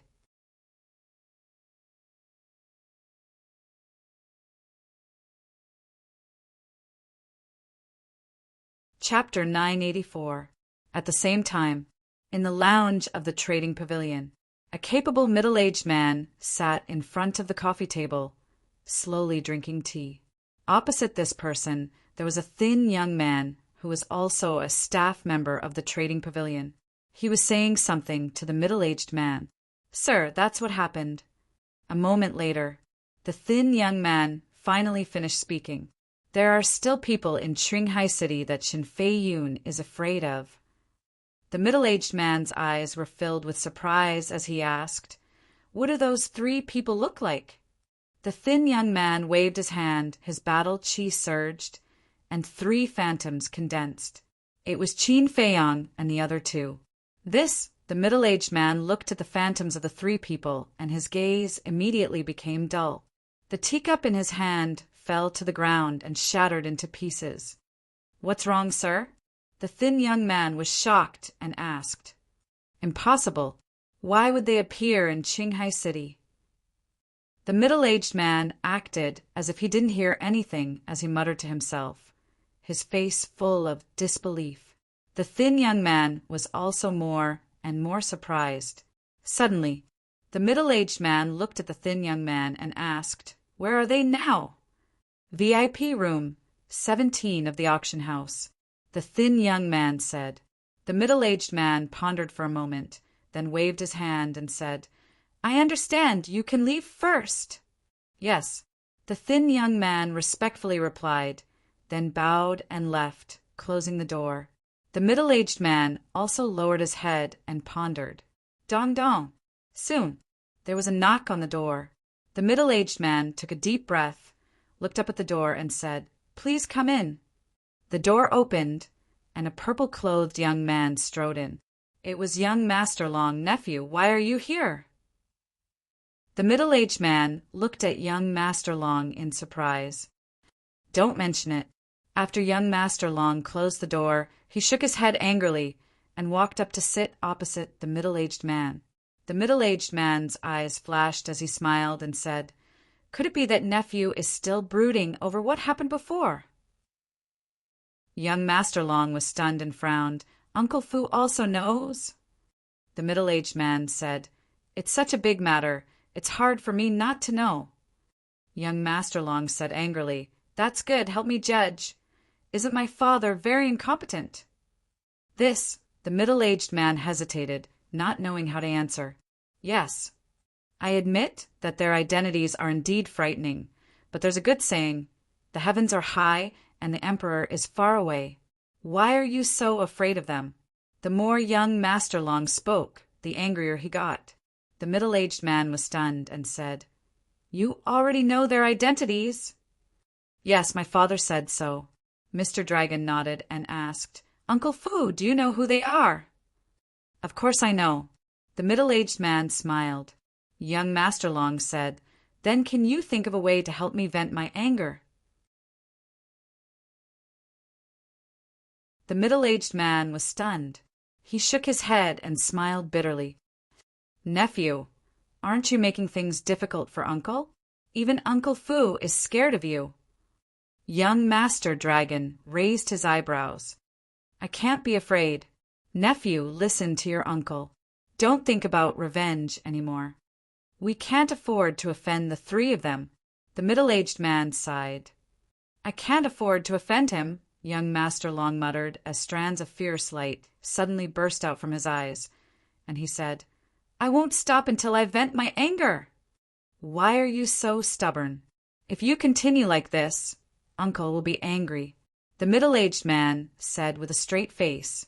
Young Master Long was incomparably angry, and he said, "At any rate, you are people of high status in Qinghai City. I really don't understand. Why are you afraid of them? Nephew, you have to understand a principle. Some people are born not to be offended." The middle-aged man sighed. "I really don't believe in this. Since Uncle Fu is not willing to help, then I'll take my leave." Young Master Long snorted coldly, stood up and walked towards the door angrily. Looking at young Master Long's back, the middle-aged man's eyes flickered, and he suddenly said, "Nephew, wait." "What?" Young Master Long stopped and asked without turning his head, "You really want to take revenge?" The middle-aged man said, "Yes." Young Master Long nodded without hesitation. The middle-aged man frowned and said, "Aren't you afraid of their revenge?" "No," young Master Long said. The middle-aged man was surprised and said, "So confident. Do you already know the grudge between your father and the chief tower master?" "What?" Young Master Long turned to look at the middle-aged man and said in surprise, "What grudge do they have?" "I didn't know at first. It's a long story, and this is also a scandal I can't tell you." The middle-aged man shook his head. Young Master Long said impatiently, "Uncle Fu, can you be a man? Don't be so wishy-washy." "You brat, who are you talking to?" The middle-aged man glared at him and said, "I can tell you, but you can't tell anyone else." "Okay." Young Master Long nodded. "When your father was young, he was a peerless genius in Divine City, and his future could be said to be bright." The middle-aged man said, "What? Father stayed in Divine City?" Young Master Long was surprised. "No, your father was originally from Divine City." The middle-aged man said. Young Master Long was dumbfounded. "Very shocking, right? Not only that, when your father was young, he almost became the chief tower master's disciple." The middle-aged man laughed. Young Master Long frowned and said, "Then why did he come to this place where birds don't lay eggs?" "Because of deceit, suppression. Speaking of this, I have to mention another person. This person is called Gong Sun Bei, and he is now the hall master of the Oracle Hall. He has a high position and power. When he was young, this person had a very good relationship with your father. However, This Gongsun Bei is a sanctimonious villain. I still remember that your father was about to become the Chief Tower Master's personal disciple. But this Gongsun Bei said something to the Chief Tower Master, and the Chief Tower Master immediately changed his mind. And he even took the opportunity to snatch your father's woman. The middle-aged man said faintly, "This." Hearing this, young Master Long was stunned, and then said angrily, "He is too despicable." "Isn't that so? The most excessive thing is that the Chief Tower Master not only went back on his word, but he also sent your father to Qinghai City. And he also gave a death order, ordering your father to never return to Divine City. It is because of this that your father drinks all day long. To be honest, if the Chief Tower Master didn't send your father here, with your father's talent, his status in Divine City would not be worse than Gongsun Bei." The middle-aged man sighed. "How preposterous! These people are worse than animals." Young Master Long gritted his teeth, his eyes full of resentment, and said gloomily, "Uncle Fu, I must seek justice for my father." "Forget it. The Chief Tower Master controls the entire Forgotten Continent and the fate of all of us. You can't beat him. It's just that your father, I really feel that it's not worth it for him." The middle-aged man said regretfully, "On the surface it was persuasion, but in reality it was instigation. I can't beat the Chief Tower Master, but that doesn't mean I can't beat his son. I've decided I want him to taste the pain of losing a son." Young Master Long said sternly, "You want to kill young Master Hao?" The middle-aged man was shocked. "Yes." Young Master Long nodded, then knelt on the ground with a plop and said, "Uncle Fu, on account of our years of friendship, please help me." This, the middle-aged man hesitated.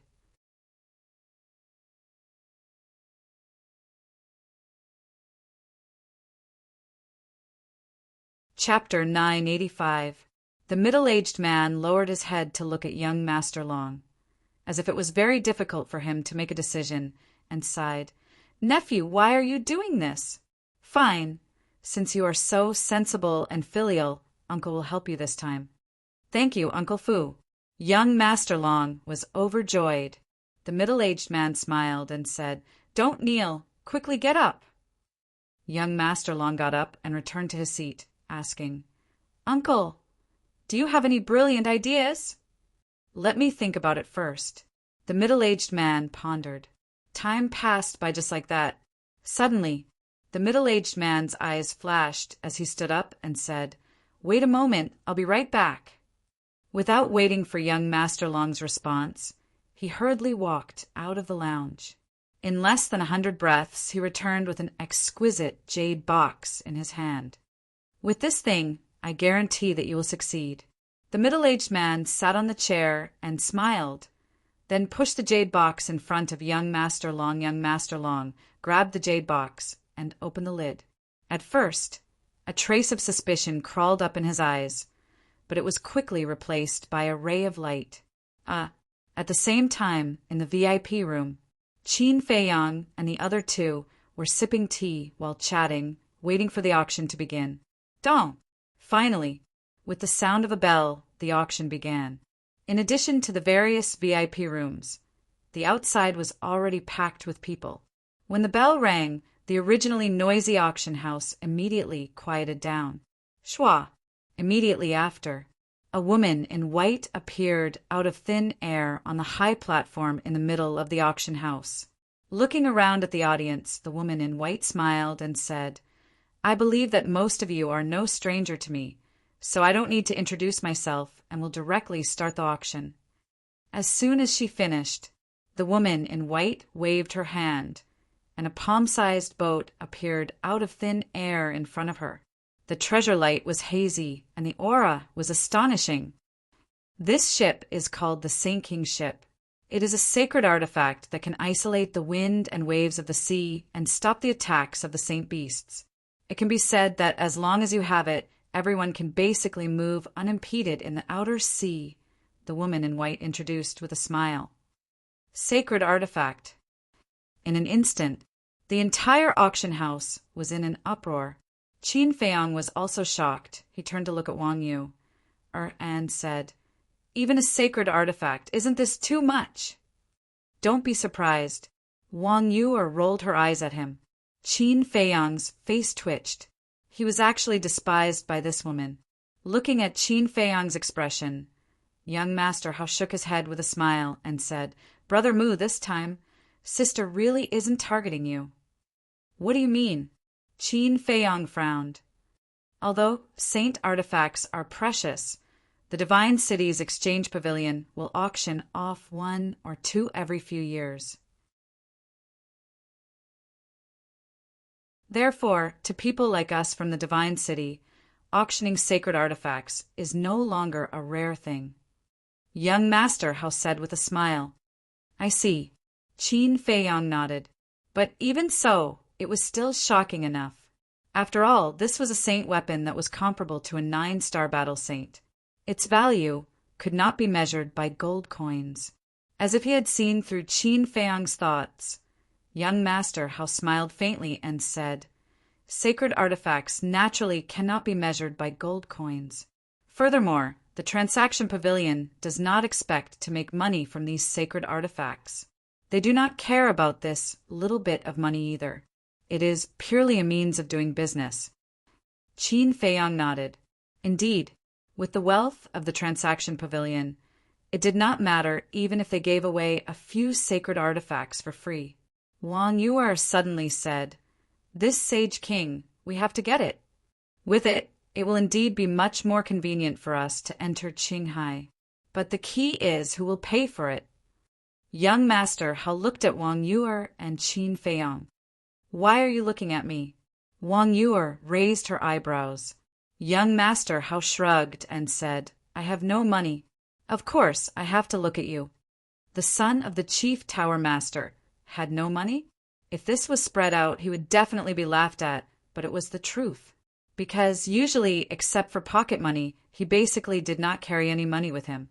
And his pocket money was obviously not enough to bid for this Sage King. "I don't have it either. Even if you do, I won't pay for it." Wang Yu said indifferently. "Why?" Young Master Hao was very dissatisfied.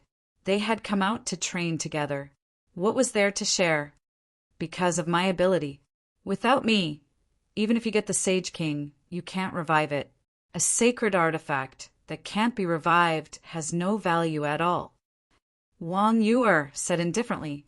Young Master Hao was stunned, and then he couldn't help but feel a headache. Then he looked at Qin Feiyang and said with a sneaky smile, "Brother, it seems that we have to rely on you." As an alchemist, Qin Feiyang could refine a peerless pill like the Juka Yellow Dragon pill. He would not believe that he did not have money. But Wang Yu did not know that the Juka Yellow Dragon pill was refined by Qin Feiyang.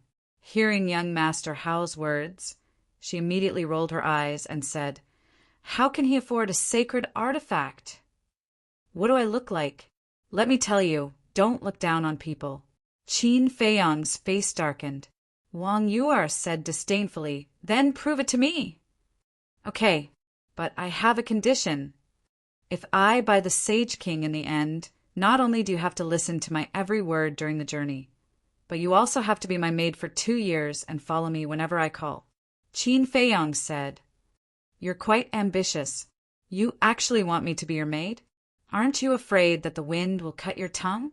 Wang Yu gnashed her teeth. "You don't dare." "It turns out that you're just SOSO. Qin Feiyang sneered. "Who says I don't dare? I'll bet with you. I want to see how capable you are." Wang Yu snorted coldly, looked at the auction house, and said no more. Young Master Hao glanced at Wang Yu and secretly gave Qin Feiyang a thumbs up. He chuckled and said, "Brother, good move." He did not doubt Qin Feiyang's ability at all. And as long as Qin Feiyang won, not only would they regain the right to speak, but they would also be able to subdue this demoness. Then, the journey would naturally be much more peaceful. It could be said that it was killing 2 birds with 1 stone. Qin Feiyang smiled faintly and asked, "I heard the woman mention the outer sea just now. Where is the outer sea? You don't even know that? You're too lame. Young Master Hao glanced at him speechlessly and explained. Qinghai is composed of two parts, the outer sea and the inner sea. Relatively speaking, the outer sea is safer, and the inner sea is basically filled with saint beasts. Qin Feiyang nodded. At this time, the woman in white, standing on the high platform, finally finished her introduction and then said, "The starting price is 10 million, and each bid must be no less than 1 million. There is no upper limit. Let's start now. 11 million, 12 million, 13 million, 30 million, 50 million, 90 million, 100 million. The auction house immediately burst into shouts. In less than 100 breaths, the price broke through the 100 million mark. Everyone's face turned red.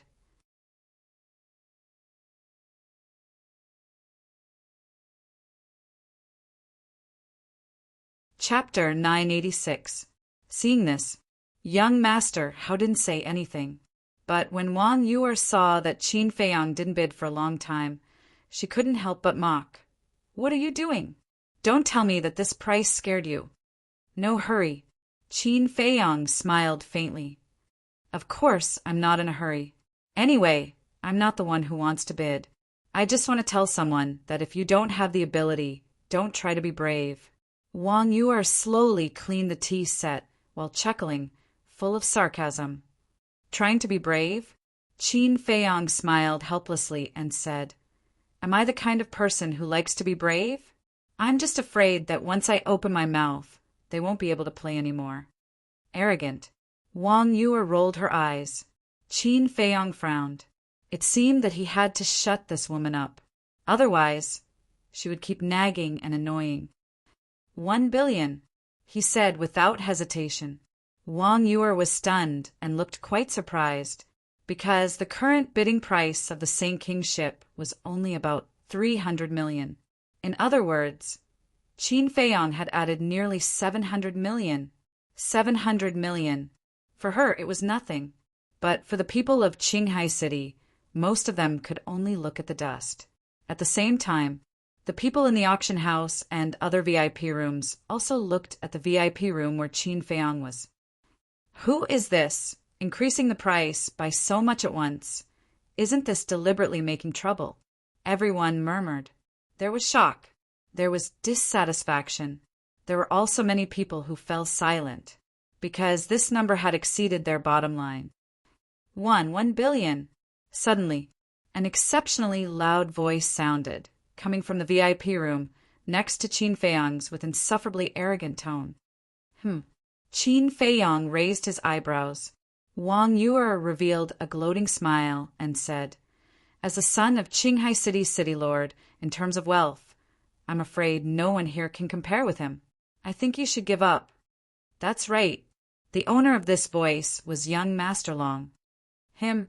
Are you kidding?" Qin Feiyang's eyes were filled with disdain.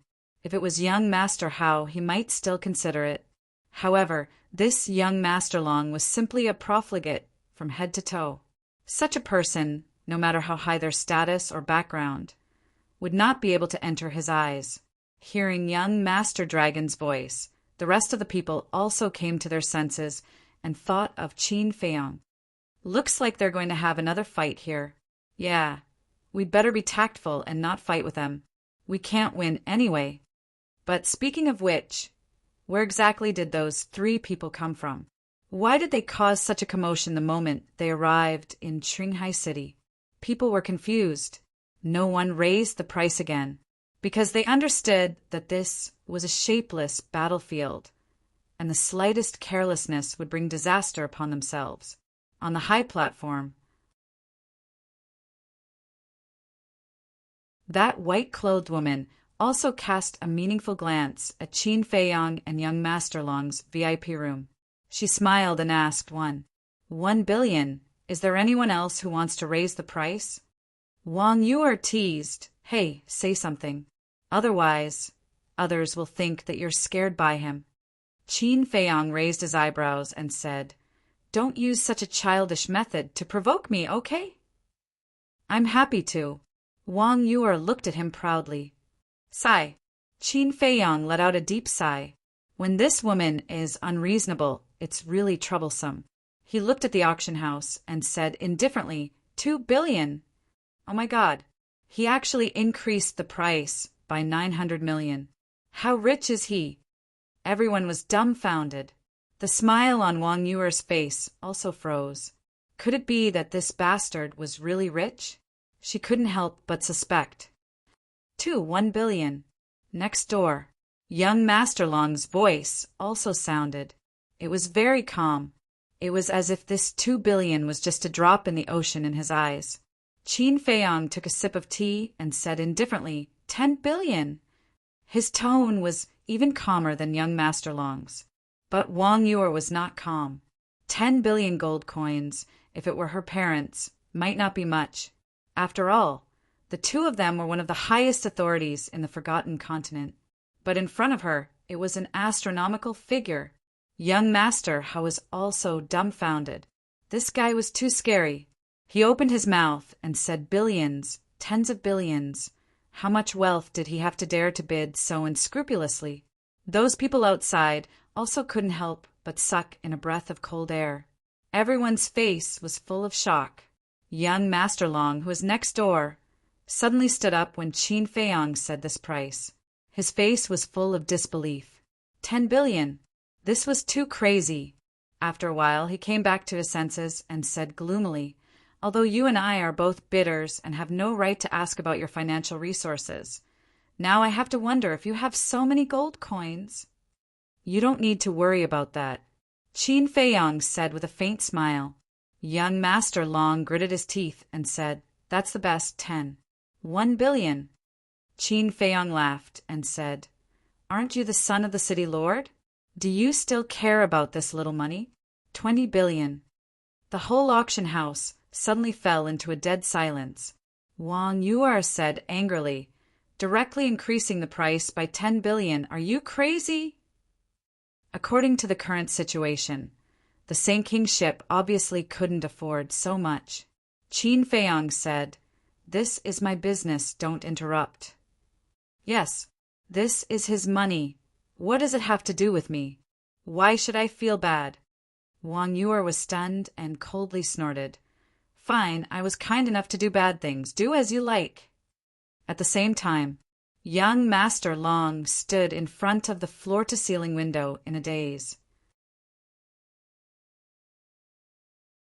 10 billion was already beyond his ability, but he didn't expect that the other party would increase the price by 10 billion without saying anything. More importantly, when the other party increased the price, he didn't hesitate at all, as if 20 billion was not worth mentioning in his eyes. He was about to explode. Originally, he wanted to use this opportunity to suppress Qin Feiyang's prestige and regain some face. But it was the opposite. If this continued, the person who would be embarrassed in the end would be him. Once or twice, everyone would just laugh, and after a while they would forget about it. But if there was a third or fourth time, then he would never be able to raise his head again in Qinghai City. Yes, I can't lose to him again. His eyes turned cold as he looked at the woman in white on the high platform and shouted, he must be bidding randomly. Take him down immediately and interrogate him. The woman in white looked at young Master Long's VIP room and then looked at Qin Feiyang's VIP room with a hesitant expression.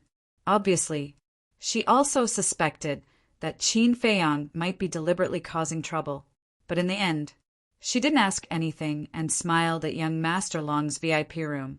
Although my Qinghai City's trading pavilion is not as good as other places' trading pavilions, I believe that no one would dare to cause trouble here. Young Master Long's face sank. No matter what, I don't believe that he really has 20 billion gold coins. In terms of family background, I might not be able to compare to you, but in terms of wealth, it's not that I look down on you. But even if you go bankrupt, you might not even have a tenth of me. Qin Feiyang said with a faint smile, his contempt undisguised. Aren't these words a bit arrogant?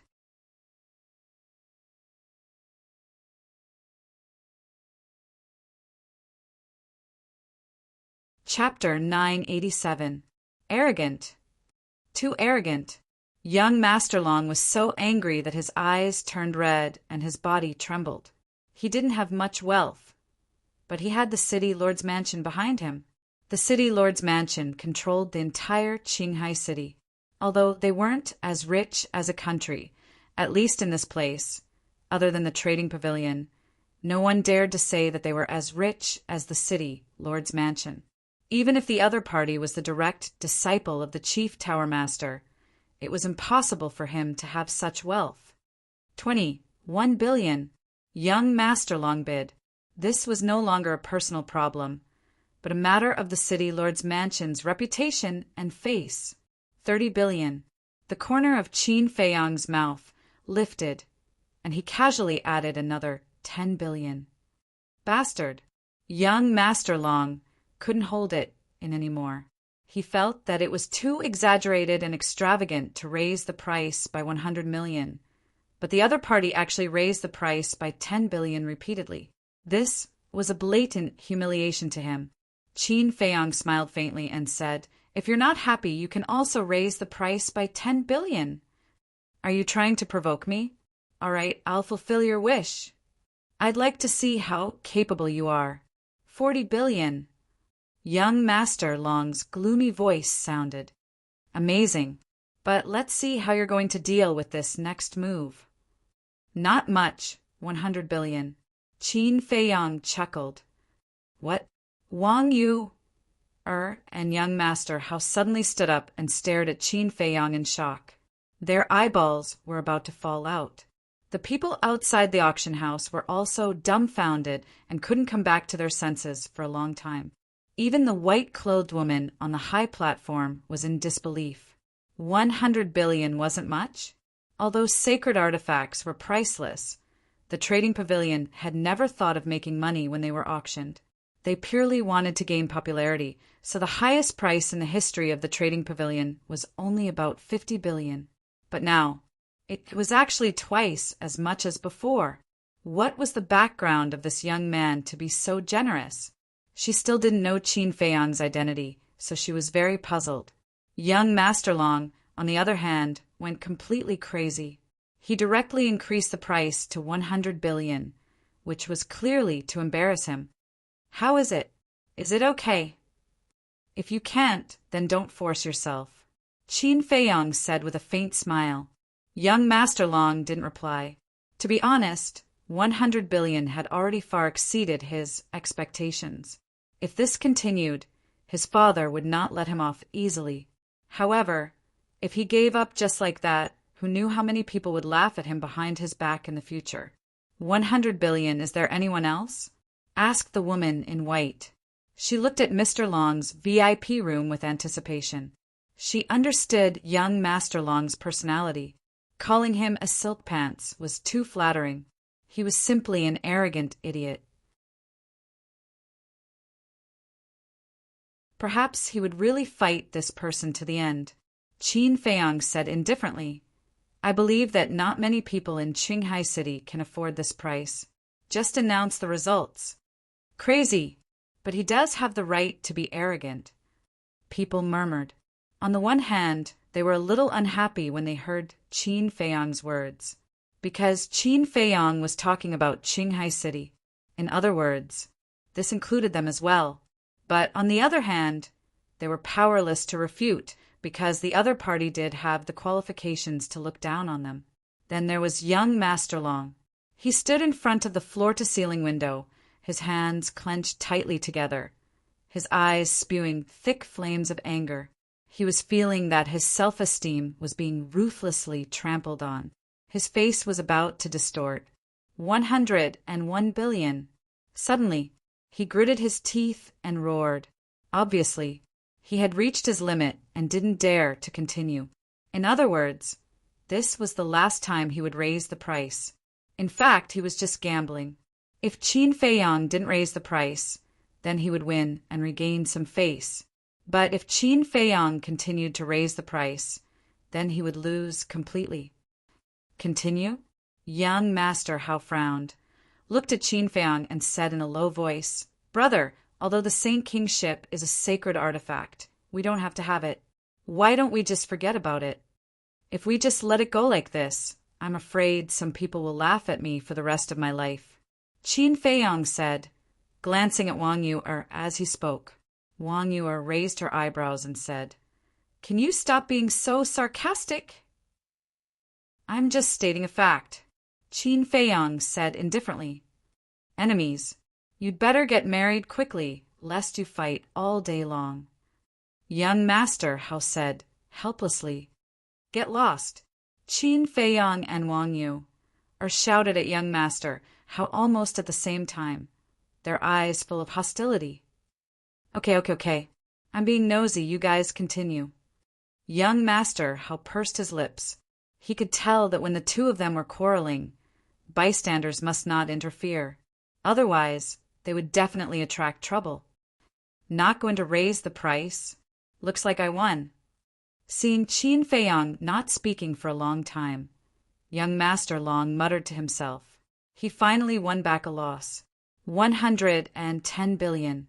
However, before he could let out a sigh of relief, Qin Feiyong's voice sounded again, echoing throughout the auction house for a long time. "Bastard!" Young Master Long immediately went crazy and smashed the floor-to-ceiling window in front of him with a punch. The people in the auction house couldn't help but look at him sympathetically. But the more it was like this, the more the anger in his heart burned, and the more hatred he had for Qin Feiyong, the more intense it became. However, he seemed to be a little afraid of the white-clothed woman on the high platform, so he didn't make a move here. "You're good, we'll see." After saying those words, he turned around and strode out of the VIP room. "Congratulations to little brother for winning the Saint King ship. Men, send it to little brother." The white-clothed woman immediately announced the result. Soon, the red-clothed woman who had received Qin Feiyong and the other two quickly walked up to the high platform, took the Saint King ship from the white-clothed woman, and returned the way she came. Next, let's auction the second item. This is a 10,000-year-old dragon flame grass.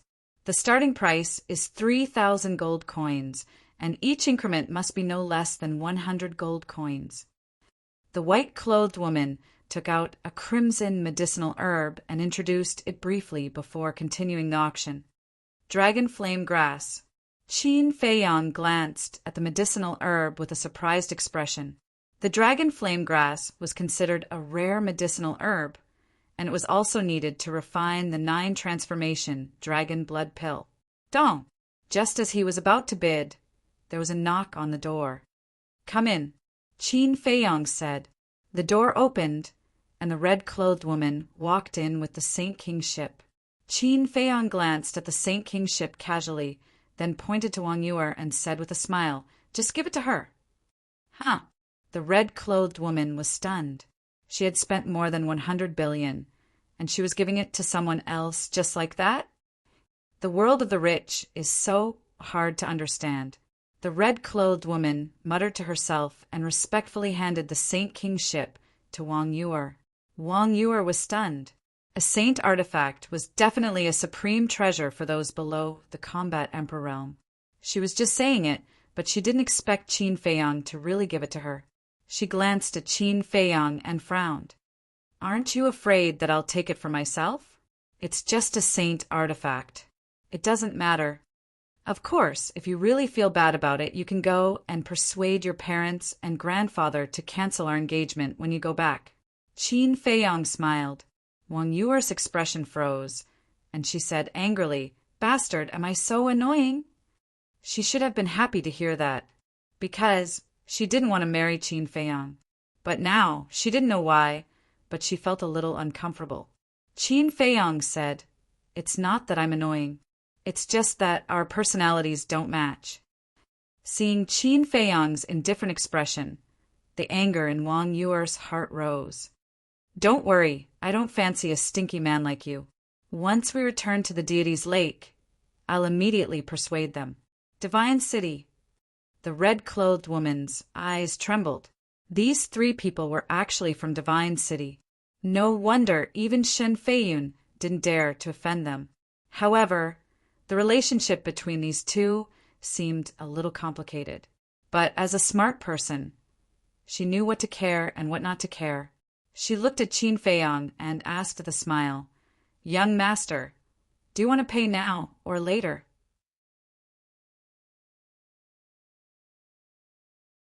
"Now take me to a quiet place." Qin Feiyang stood up and said, because his gold coins were basically with Fatso, and Fatso was far away in Divine City, so he had to avoid young master Hao and Wang Yu'er and ask Fatso to send the money over. "All right, follow me." The red-clothed woman nodded and turned around to lead Qin Feiyang out of the VIP room. Then they walked down the corridor. Not long later, the two of them stopped in front of a door. The red-clothed woman pushed open the door. Inside was a lounge with simple decorations, a coffee table, a desk, a bookshelf, and 4 chairs. "Young master, please." The red-clothed woman retreated to the side. Qin Feiyang walked in and looked around. Then he turned to the red-clothed woman and said with a smile, "Wait for me outside." The red-clothed woman was stunned. What was this person doing? It was so mysterious. However, in the face of a guest's request, especially now that she knew that Qin Feiyang was from Divine City, she didn't dare to refuse. "All right then, I'll go make a pot of tea for you." The red-clothed woman smiled. "All right." Qin Feiyang nodded, after the red-clothed woman turned and left.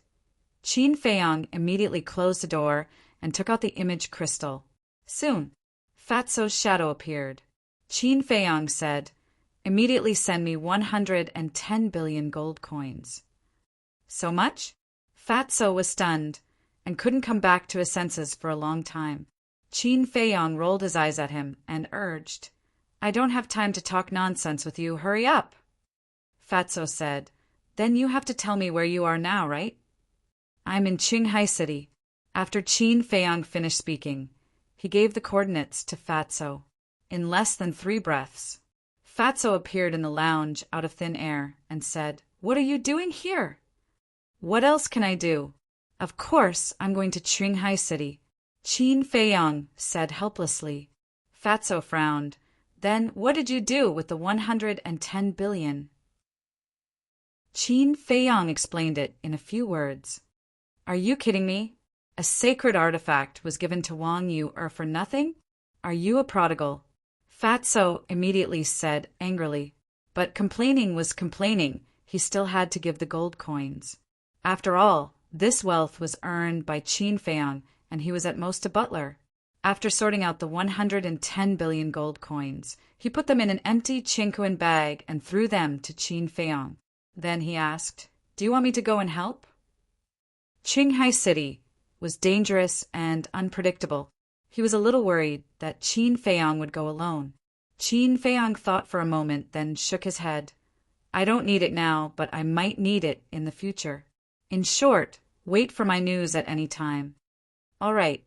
Fatso nodded. "Dong." At this time, there was a knock on the door. "Young master, are you done?" The red-clothed woman's voice also sounded. Qin Feiyang looked at Fatso and said, "Let's go." "Be careful," Fatty reminded in a low voice. Then he opened the teleportation gate and walked in. When the portal dissipated, Qin Feiyang sat in front of the tea table, looked at the door, and said, "Come in." The red-clothed woman pushed the door and entered, carrying an exquisite tray with a teapot on it. The fragrance of tea assailed the nose. Qin Feiyang put the Qinquan bag that Fatso gave him on the tea table and said with a smile, "The gold coins are all here. You can count them." The red-clothed woman looked at the Qinquan bag and put down the tray. She first poured tea for Qin Feiyang, then grabbed the Qinquan bag to check. Qin Feiyang also picked up the teacup and slowly tasted it. Time passed breath by breath. Suddenly, Qin Feiyang's body stiffened. He looked down at the teacup in his hand, his eyes full of surprise. The next second, his arm trembled, and the teacup fell to the ground and shattered into pieces. At the same time, his whole body twitched crazily, his mouth foamed, and his face quickly turned black. "Young master, what happened to you?"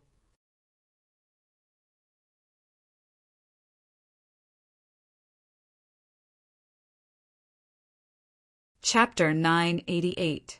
Not only did Qin Feiyang not answer, but he pushed the woman in red away, then took out a detoxification pill and threw it into his mouth. Obviously, there was poison in the tea.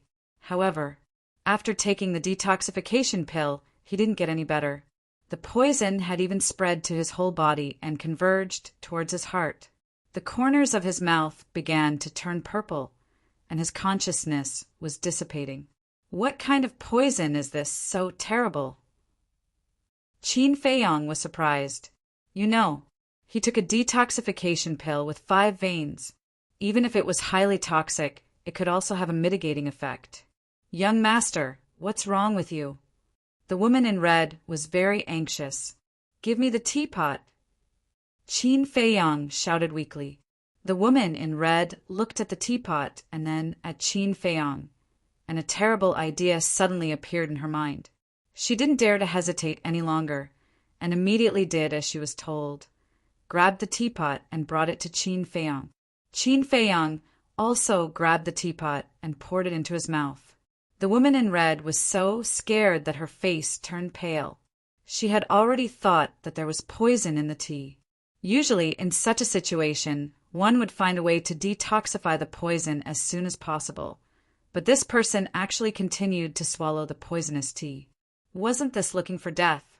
But she didn't know that Qin Feiyang was doing this to find a way to detoxify the poison. Because Qin Feiyang didn't know what kind of poison was in the tea. So he had to figure this out before he could think of something to detoxify the poison. While drinking the poisonous tea, he tried to maintain the last bit of consciousness and tasted the tea carefully. Damn it! But in the end, a trace of despair crept up his face. In this tea, other than the taste of tea, he did not taste any other smell.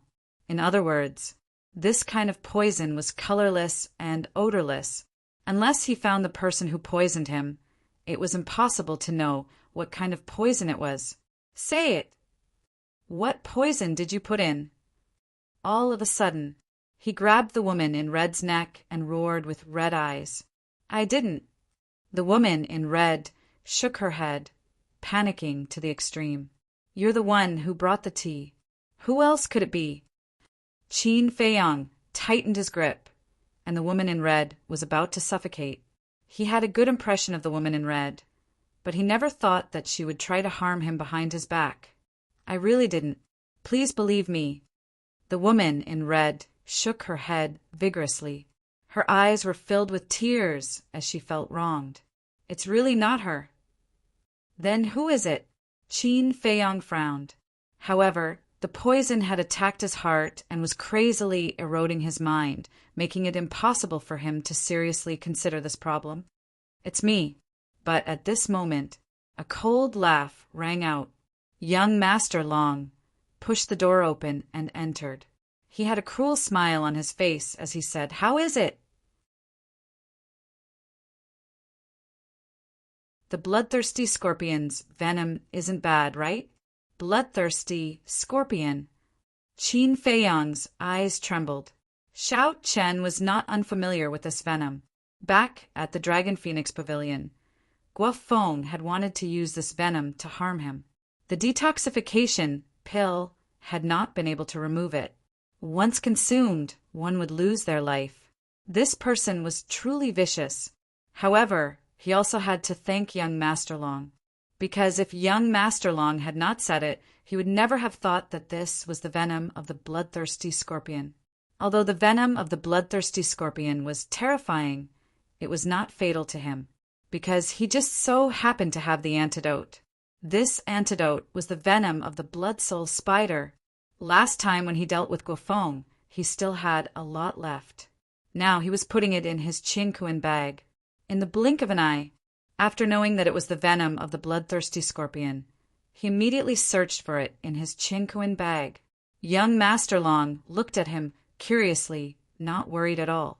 because he didn't believe that Qin Feiyang would have the antidote. 3 breaths passed. Qin Feiyang's last remaining trace of consciousness was about to dissipate. He had even sensed the aura of death. Finally, he found the jade bottle that contained the blood soul spider's poison, pulled out the cork without hesitation, and poured it into his mouth. The 2 poisons collided crazily in his body. Intense pain engulfed his entire body, making him wish he was dead. What's going on? The screams alarmed the people outside the auction house. People were bewildered. What's going on? Brother, why did you suddenly scream? Young Master Hao and Wang Yu also heard it. They looked at each other, immediately got up, and rushed to the lounge where Qin Feiyang was at lightning speed. At the same time, in the lounge, young Master Long looked at Qin Feiyang's painful appearance at the moment, and then looked at the jade bottle in Qin Feiyang's hand. A trace of surprise crawled up in his eyes. Could it really be the venom of the blood soul spider? Impossible. He didn't know that I would poison him, let alone that I used the venom of the bloodthirsty scorpion. How could he have prepared the antidote in advance? I must be thinking too much. But in order to avoid any more trouble, it's better to kill him quickly. Young Master Long muttered, killing intent flashing in his eyes, and then he slapped towards Qin Feiyang's head. The poison had not been removed, so how could Qin Feiyang fight back now? He didn't even have the slightest strength to resist. Seeing that young Master Long's palm was about to land, the woman in red suddenly stood in front of him, quickly raised her hand and slapped it. No, Qin Feiyang shouted. The woman in red was only a battle monarch, and young Master Long was a battle emperor. How could she be a match for young Master Long? She was simply courting death by doing so. And now, although he didn't have the strength to resist, it was still easy to deal with young Master Long. But it was too late. Boom! The 2 of them slapped together, and a terrifying wave of destructive air instantly spread out. The chair, tea table, study table, bookshelf, and the books on the side were all shattered in an instant. Puff! The woman in red spat out a mouthful of blood, and her arm was shattered on the spot. Her entire body was instantly sent flying, crashing into the wall behind her. With a loud bang, a large hole was made in the wall. Young Master, this really has nothing to do with me. The woman in red fell on the corridor, looked up at Qin Feiyang and said with difficulty, and then fell to the ground. Blood kept flowing out of the corner of her mouth, and it was unknown whether she was dead or alive. What's the point of this? Qin Feiyang sighed inwardly. As soon as young Master Long appeared, he already knew that the poisoning had nothing to do with this woman in red. Meddlesome bitch. I'll deal with you later. Young Master Long was furious. He glared at the woman in red and continued to attack Qin Feiyang. At this time, young Master Hao and Wang Yu had already rushed over, but they were still a short distance away from the lounge. Seeing Qin Feiyang's appearance, the 2 people's complexion changed greatly. They shouted in unison, "Stop!" At the same time, they released their holy aura and pounced towards young Master Long. But young Master Long turned a deaf ear to them, and the killing intent in his eyes was even stronger than before. You want to kill me? Do you have the ability? Qin Feiyang's eyes were also emitting a bone-piercing, killing intent. This person had harmed him time and time again, and had already touched his bottom line. With a thought, the Spirit Snake Emperor appeared. Qin Feiyang shouted, "Cripple him!" The Spirit Snake Emperor immediately looked at young Master Long. Its long and narrow snake eyes were emitting a terrifying cold light. When the Spirit Snake Emperor appeared, young Master Long also felt a strong sense of danger. Without hesitation, he turned around and began to flee. But it was too late. After all, he only had the cultivation of a war emperor. Whoosh! The Spirit Snake Emperor suddenly pierced through the air like a sharp arrow, and instantly pierced through young Master Long's lower abdomen. Blood immediately spurted out, Young Master Long fell to the ground, clutching his lower abdomen and howling in pain. His face was distorted from the pain. "Brother, are you all right?" Young Master Hao finally ran over and squatted beside Qin Feiyang, asking with concern, "It's just the venom of the bloodthirsty scorpion. I'm fine." Qin Feiyang waved his hand and stood up with the help of young Master Hao. "What?" But when he heard the venom of the bloodthirsty scorpion, young Master Hao trembled and his face turned pale.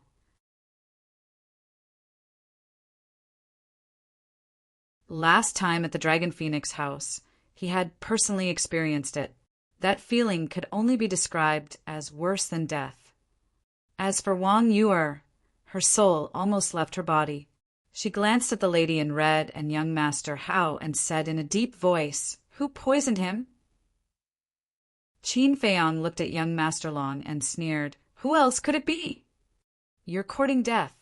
Wang Yuer's eyes were filled with murderous intent. She stepped forward and stomped on young Master Long's head. "Don't!" Qin Feiyang hurriedly shouted. But it was too late. Wang Yuer's foot landed, and with a crack, young Master Long's head exploded like a watermelon. Blood and flesh splattered everywhere, and he died on the spot.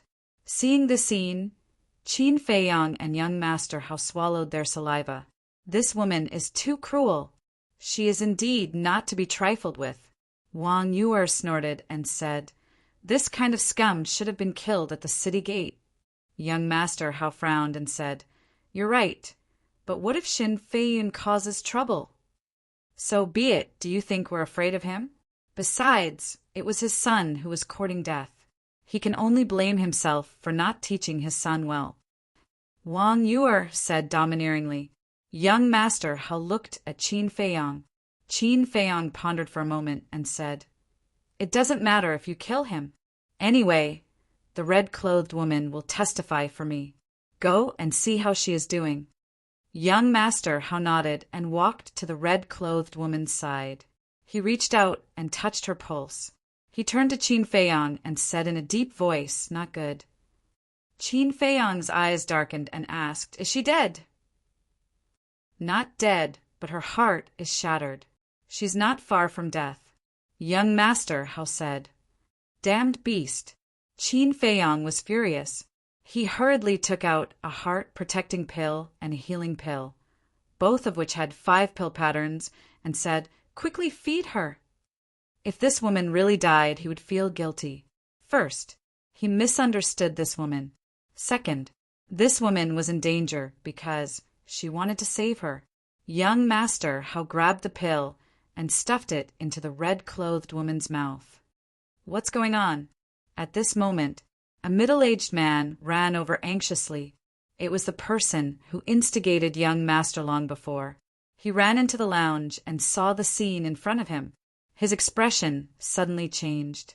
Young Master Hao raised his eyebrows and asked, "Who are you?"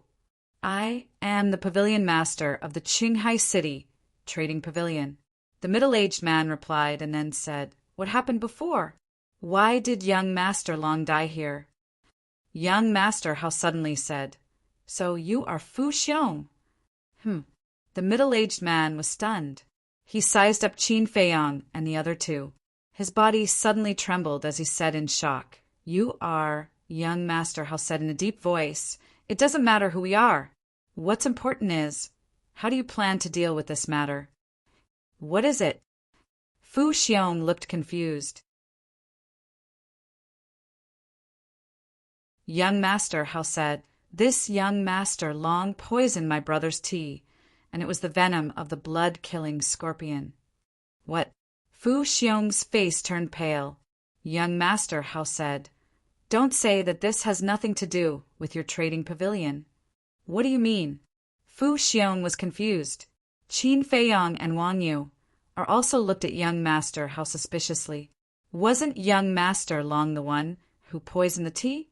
How could it have anything to do with the trading pavilion?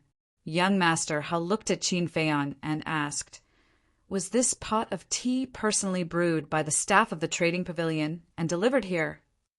"I don't know if she brewed it personally, but I can be sure that she delivered it personally." But she should have brewed it personally. Qin Feiyang said, "Isn't that right? She brewed it personally and delivered it personally. How could young Master Long have the chance to poison it? So, I guess that either this woman was bribed by young Master Long or someone else colluded with young Master Long and did something to the tea." Young Master Hao said. Qin Feiyang thought for a while and nodded. "That seems to make sense." Fu Xiong panicked and hurriedly waved his hand. No, no, no, the staff of the trading pavilion would never do such a thing. There must be other reasons. Young Master Hao glanced at the woman in red and said, "Well, let's wait for her to wake up." "Okay." Fu Xiong nodded, then turned to look the guards not far away and said, "Go and inform Shen Feiyun to come and lie down." "Yes." A guard responded respectfully and hurriedly turned around and ran away. Fu Xiong secretly wiped the cold sweat, then looked at Qin Feiyang and the other two and said with a flattering smile, "Young Master, young Miss, why don't we go to the room next door and sit for a while?" "Young Master," Hao said, "no need. Just get someone to bring us a few chairs." "Okay." Fu Xiong hurriedly responded, then looked at the staff and said angrily, "What are you waiting for? Go quickly. In addition, tell the people in the auction house that today's auction is over. Don't gather here and do what you need to do." At that moment, you're tuning in to the Thunder Spear YouTube channel.